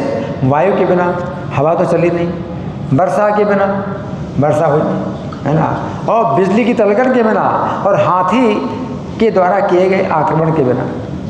पेड़ गिरते हैं या तो हवा से, या वर्षा से, या बिजली की तलकन से, या हाथी से। 4 कारण होते पेड़ गिरने, तो इनमें कोई भी कारण नहीं है। इन दोनों वृक्षों को किसने गिरा दिया? और हमारे बालक की रक्षा भी हो गई। हमारे बालक रक्षा बिना मातम, बिना वर्षम, विद्युत प्रतिपन्नम प्रपतनम, बिना हस्ती कृतम दोषम केने मोपादित अधर्मो। किसने है इन पेड़ों को गिराया? बिना वायु के, बिना वर्षा के, बिना विद्युत के, बिना हाथी के, किसने इन पेड़ों को गिराया? इतना भारी उत्पात हुआ और जनता से शून्य कैसे रहा? इसमें कारण यही है कि वृक्षों के गिरने की बड़ी भारी गर्जना के कारण ब्रज में सभी जन मूर्छा को प्राप्त हो गए थे। अजन्न जन्न मेहता जाता निर्जनता को था तस्मान महागरजान मूर्छाम आर्शन ब्रजे जना। उन दोनों वृक्षों के पास में स्थित बाल गोपाल को ब्रजवासियों ने सावधानी से देख लिया, जिसके मुख पर हंसी शोभा दे रही, बालक के मुंह में हंसी आ रही, और उखल को खींचकर लीला सुख की वर्षा अभी भी खींचने की कोशिश कर रहा है कि मैं किसी प्रकार निकल जाऊँ। बालक अभी भी खींचने की कोशिश कर रहा है कि मैं किसी प्रकार आगे बढ़ जाऊँ। ये घटना कैसे हुई, ये क्या हुआ? कहते सब ब्रजवासी उसी को घेर कर खड़े हुए और बाल मुकुंद जी पिता को पीछे से आते देख करके रोने लगे। अब बाल मुकुंद क्या है? पिताजी को आते देख करके रोने लगे। रोने लगे क्या? रोने लगे, मेरे साथ देखो कितना अन्याय हुआ। पिता को बताना चाहते हैं मेरे साथ कितना अन्याय हुआ। पिता को देख करके रोने लगे। सतु पितरम अनुविंदमानम अनु चक्रंद। अच्छा, पिता ने संभ्रांत होकर लाला की सांत्वना के लिए अपने मुख से हंसी से योग किया। अब पिता भी बहुत डरे थे और बहुत भयभीत थे कि मेरे पुत्र को, लेकिन पुत्र को जो है कुछ ना शंका ना हो तो पुत्र मुंह में हंसी लाई, बलपूर्वक मुंह में हंसी।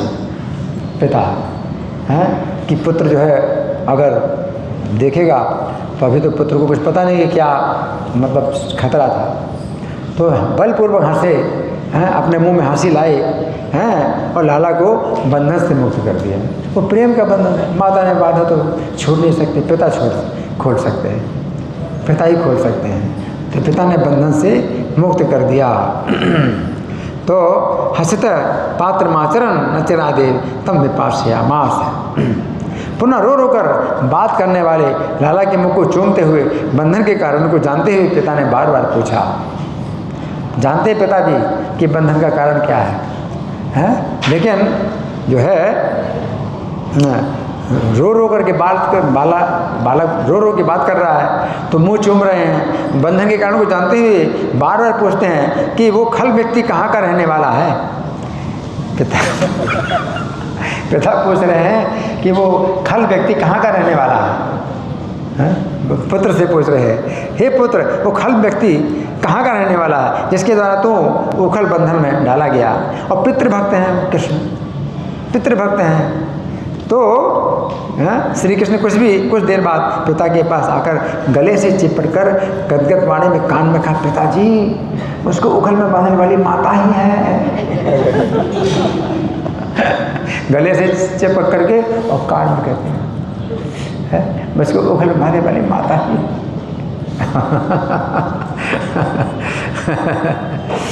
करने वर्णयामास, कान में कहा धीरे से, तात माथे भी, हे पिता माता नहीं बांधा है, माता नहीं बांधा है। यशोदा जी ज्ञान शून्य हो गई थी, अब घर में थी, ज्ञान शून्य हो गई, पीछे पश्चाताप से संतप्त हैं। नंद जी ने कानों कानों जान लिया, माता यशोदा नहीं आई और पश्चाताप से संतप्त हैं कि मैंने बहुत बड़ी गलती की। माता यशोदा पश्चाताप से संतप्त हैं, है ना, कानों कानों जान लिया। एकांत में भी बात पूछने की इच्छा नहीं की। नंद जी यशोदा के पास गए ही नहीं कि एकांत में पूछेंगे क्यों हुआ, क्या हुआ। वो इतनी संतप्त है, वो किसी से बात ही नहीं करती माता यशोदा। हाँ, और बालकों ने सब बताया कि कैसे गिरे, बालकों ने बताया तो बालकों से कुछ पूछा नहीं, है ना। वो तो फिर स्वयं ही बोले, बच्चे स्वयं ही बोले, बच्चे स्वयं बोले कि तुम्हारे लाला ने दोनों वृक्षों के बीच में जाकर खेलने के लिए उखल को टेढ़ा किया था, खींचा तो दोनों वृक्ष खट खट करके गिर पड़े। अब इसमें समझने की क्या दिक्कत है समझे। तुम्हारे लाला ने खींचा और खट खट करके गिर गए, झटपट भूमि में लोटपोट हो गए और इन टूटे दोनों वृक्षों से अग्नि के समान देदीप्यमान दिव्य देह वाले कटक मुकुट कुंडल से सुशोभित 2 पुरुष निकले और निकलकर चारों ओर से तुम्हारे कन्हैया को प्रणाम किया और संतुष्ट करके उत्तर दिशा की ओर गए हैं। बच्चों ने ये भी बताया। हाँ, बालकों की बातों को सुन करके बच्चों का प्रलाप है। तो क्या है ये, तो बालकों का प्रलाप है। कैसे हो सकता है? How is it possible? ये कैसे हो सकता है? तो लोग, बड़े लोगों ने कुछ भी ध्यान नहीं दिया और बच्चों को अभी अनुभव नहीं है तो वो सब कुछ देखा और सब कुछ बता ही रहे हैं, सही बता रहे हैं। अनुभव नहीं है तो वो समझ गए, जिनको अनुभव है वो नहीं समझ सकते। बुद्धि से भगवान की लीला नहीं समझ में आती। तो बच्चों का प्रलाप है, किंतु संदेह फिर भी चित्त में आ गया, चित्त से संदेह दूर नहीं हुआ, है ना। उसके बाद 1 2 3 क्रम से ब्रजराज अपने बालक से अपनी गोद को सजाकर जो है सब ने अपनी गोद को सजाया। मतलब ब्रजराज ने गोद में लिया, फिर दूसरे ने, सब पिता के समान और भी गोप है ना, तो एक एक करके सब लोग अपनी गोद में सजाते हैं बच्चे को, बालक को सजाते हैं। सजा करके नित्य कर्म करने के लिए यमुना जी में गए, बालक के साथ गोता लगाया, बालक को अपने छाती से चिपका करके गोता लगाया, यमुना जी में गोता लगाया, फिर वस्त्र पहने, ब्राह्मणों द्वारा स्वस्ति वाचन कराया, फिर महादान किया। ब्राह्मणों को क्या महादान किया, फिर घर में आकर के पूर्वाह्न भोजन के लिए तत्पर हो गए। पूर्वाह्न काल का भोजन, पूर्वाह्न काल का भोजन क्या है? पूर्वाह्न काल क्या होता है? 8:10 से 10:34 तक पूर्वाह्न काल होता है। प्रातःकाल 5:46 से 8:10 तक होता है, 2 घंटा 24 मिनट का प्रातःकाल। फिर 2 घंटा 24 का पूर्वाह्न काल, पूर्व अन्य माने दिन, तो दिन के पूर्व का जो समय होता है 2 घंटा 24 मिनट का, 8:10 से 10:34 तक। तो नंद महाराज जो है स्नान करके आ गए, ब्राह्मणों को महादान करके, और अब भोजन के लिए तैयार हो गए। तो नंद महाराज जो है भोजन के लिए तत्पर हो गए। नंद पत्नी यशोदा तो पुत्र के बंधन के कारण लज्जा और दुख से युक्त होकर के घर से बाहर निकली नहीं, और घर में आई गोपियों से बातचीत भी नहीं कर पाई। और जितनी गोपियाँ आई घर में, किसी से बातचीत भी नहीं कर पाएँ हैं। सभी गोपियों के चले जाने पर रोहिणी ने जो है सेवकाओं के द्वारा भोजन परोसवा दिया। अब माता यशोदा न तो बात कर रही, ना खा पी रही है, कुछ नहीं कर रही है, और लज्जा में और दुख में जो है डूबी हुई है, किसी से बात नहीं कर रही है। और पूर्वाह्न काल का भोजन, तो ये पूर्वाह्न काल चल रहा है ना, पूर्वाह्न काल चल रहा है, तो आपको भी अब भोजन करना है। तो कथा को यहीं पर विराम देते हैं, कथा तो और लंबी है। तो आप लोगों की ओर से कोई प्रश्न है, कोई चर्चा है, कोई मंथन है, या मैं प्रश्न करूँ? मैं प्रश्न करूँ? ठीक है, मैं प्रश्न कर रहा हूँ। तो माता यशोदा ने कृष्ण के ऊपर 4 आरोप लगाए प्रश्न के रूप में। तो पहला आरोप क्या था, कौन बताए? माता जी।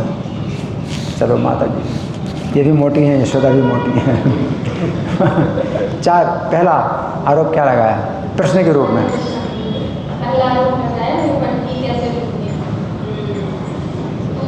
नहीं, मैंने जो बताया वो दूसरा। इनको तो माइक दो। हाँ, क्या है? हाँ, तो तुम चोरी क्यों करते हो? तो ये जो है, तो उत्तर क्या है इसका उत्तर? माता जी, कोई माता जी? हाँ, उन्होंने कहा कि ये मेरे पिता का घर है, ये तुम्हारे पिता का घर नहीं है, तो मैं चोर कैसे हुआ? ठीक है ना, तो सहमत हैं आप, सब लोग सहमत हैं। तो माता यशोदा के जो है आरोप को खंडन कर दिया, और सब लोग सहमत भी हो गए हैं। चलो ठीक है, ये हो गया। अब दूसरा आरोप क्या लगा है? प्रश्न, दूसरा प्रश्न कौन बताएगा? माता यशोदा दूसरा प्रश्न क्या किया? हाँ जी, इनको माइक दीजिए।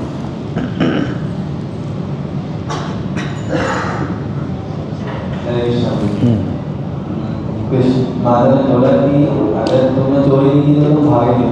हाँ, तो सही बात है, ये तो प्रश्न है ही है। तुमने चोरी अगर नहीं की तो तुम भागे क्यों? तो उत्तर क्या है? हाँ जी, आप बताइए। तो कृष्ण बोले कि मैं भागा है, तुम क्यों भागी? आप भागी, मैं भागा। और कोई? हाँ जी, इनको माइक दीजिए।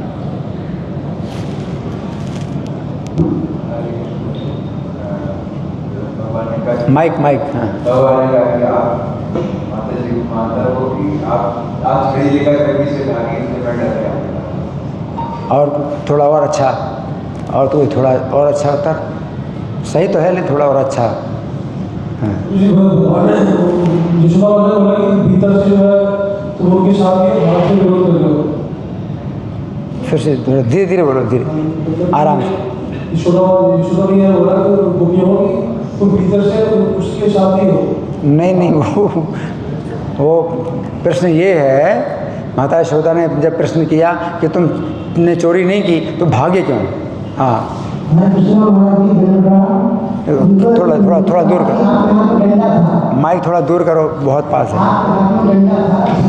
हाँ, आपके हाथ में लठिया को देख करके मैं भाग रहा था, तो मैं क्यों नहीं भागूंगा? मैं तो निर्दोष हूँ, और आपके हाथ में लठिया, तो मैं देख के भागा, तो तुम क्यों भागी मेरे पीछे? तो उन्होंने उल्टा प्रश्न किया कि तुम क्यों भागी? मैं तो भागूंगा ही, तुम्हारे हाथ में लठिया। तो दूसरा आरोप माता के ऊपर लगा दिया उल्टा, है ना। तो माता प्रसन्न हो रही है, इस बात से प्रसन्न हो रही है। फिर तीसरा आरोप लगाया प्रश्न, क्या प्रश्न किया है? इनको दी बाकी किसने तोड़ी? हाँ, अब ये बताओ, ये किसने तोड़ी मटकी? उत्तर क्या है? तो फिर भगवान कृष्ण कहते हैं कि तुम ये ईश्वर की तुम्हारे ऊपर वो है दंड है। ये दंड है। तुम जब कही तो तुम्हारे पैर के मोटे मोटे करे थे उससे बची थी। ईश्वर ने तुमको दंड दिया, क्या दंड दिया ईश्वर ने? मुझे छोड़ के नहीं। हाँ, छोड़ के गई ना तुम मुझे, स्तन पीते हुए तुम मुझे छोड़ के गई, तो ये बहुत बड़ा तुम्हारा दोष बन गया। उसका दंड ईश्वर ने तुमको दिया। तुम्हारे पैर के कड़े मटकी में लगे और मटकी टूट गई। तो माता जो है प्रसन्न हो रही है, बालक की बुद्धि देख रही है, कितनी तेज बुद्धि है, हैं? भिड़ाता है, कैसी युक्तियाँ भिड़ाता है, अपने को जो है निर्दोष बता रही के लिए। अब चौथा आरोप ना जी इनको दी। बंदर को माखन किसने खिलाया? हाँ, बंदर को माखन किसने खिलाया, इसका क्या उत्तर है? इसमें बोले कि मैं तो माखन का रक्षा कर रहा था। वो बंदर जो खींच रहा था और मैं पकड़े था बर्तन, तो मैं तो अपना जो है वही कार्य कर रहा था जो तुम्हारी प्रसन्नता के लिए है, तो मैं तो पकड़े था बर्तन, पकड़े था। तो इस 4 आरोपों से कृष्ण बिल्कुल जो है मुक्त हो गए, है ना। अब चौथा जो है प्रश्न नहीं किया, माता जी ने प्रश्न नहीं किया, बल्कि सीधे आरोप लगा दिया। क्या क्या बोला माता ने, कौन बताएगा? हाँ जी, माता जी बोल, इनको दो, इनको माइक दो।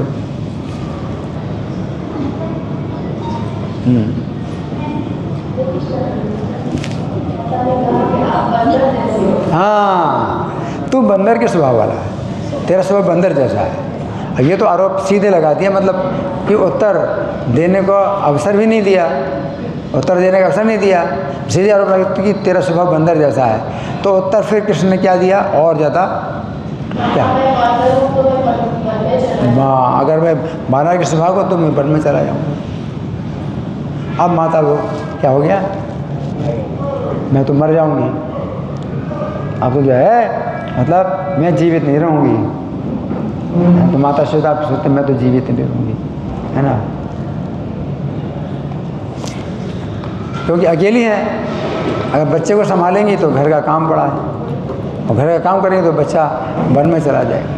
और जिद्दी भी है, अपनी बात को पकड़ लेगा अगर, और वन में चला जाए तो फिर मैं जीवित नहीं रहूँगी। तो इसलिए अंदर से तो यही सोचा, बाहर से दिखा रही हैं कि मैं तुझे बांध रही हूँ, कि तो चोरी करता है इसलिए बांध रही हूँ। तो बाहर से दिखा रही है तू चोरी करता है इसलिए बांध रही हूँ, लेकिन अंदर से क्या है, भय है कि कहीं ये चला ना जाए। तो कृष्ण को डराने के लिए नहीं, बल्कि माता यशोदा खुद स्वयं डर करके कृष्ण को बांध रही, और बांधा भी कृष्ण को, ये वो बांधा नहीं था।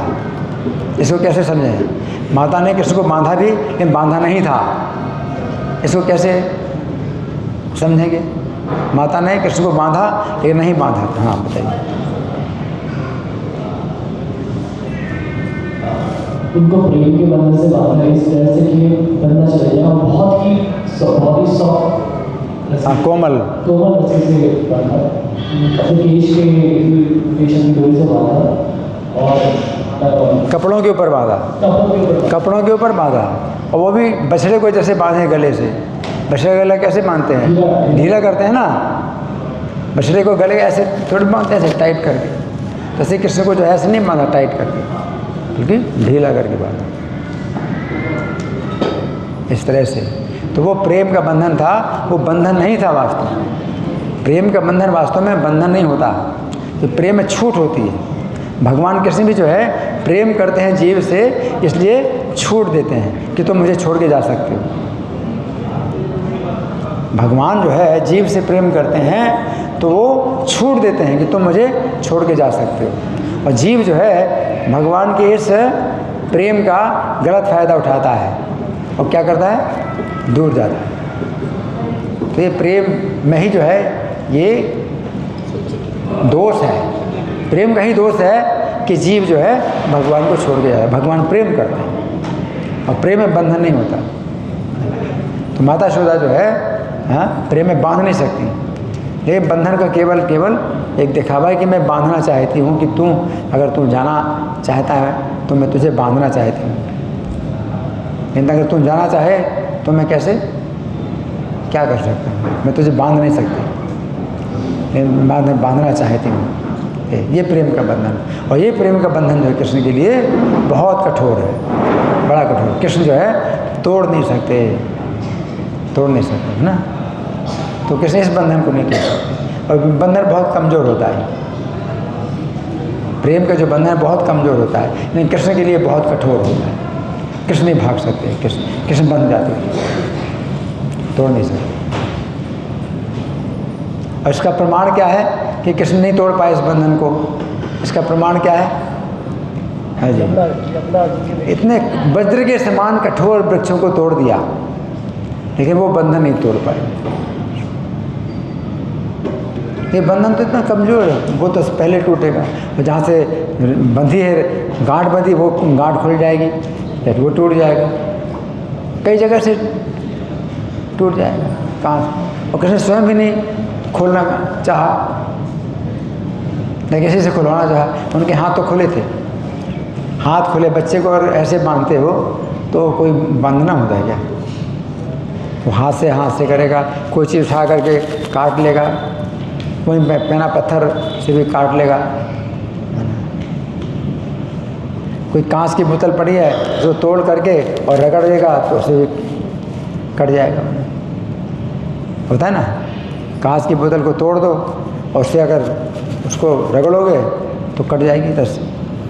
खैर कांच की बोतल उस समय तो नहीं होती थी, लेकिन कई चीज़ें ऐसी पुरानी होती हैं जो मिल जाती हैं, लेकिन कृष्ण नहीं तोड़ सकते, ना काट सकते हैं ना तोड़ सकते हैं, बंधे हुए कृष्ण। ठीक है, धन्यवाद। श्री उखलबंधन लीला महामहोत्सव की, श्रील प्रभुपाद की। हरे कृष्णा।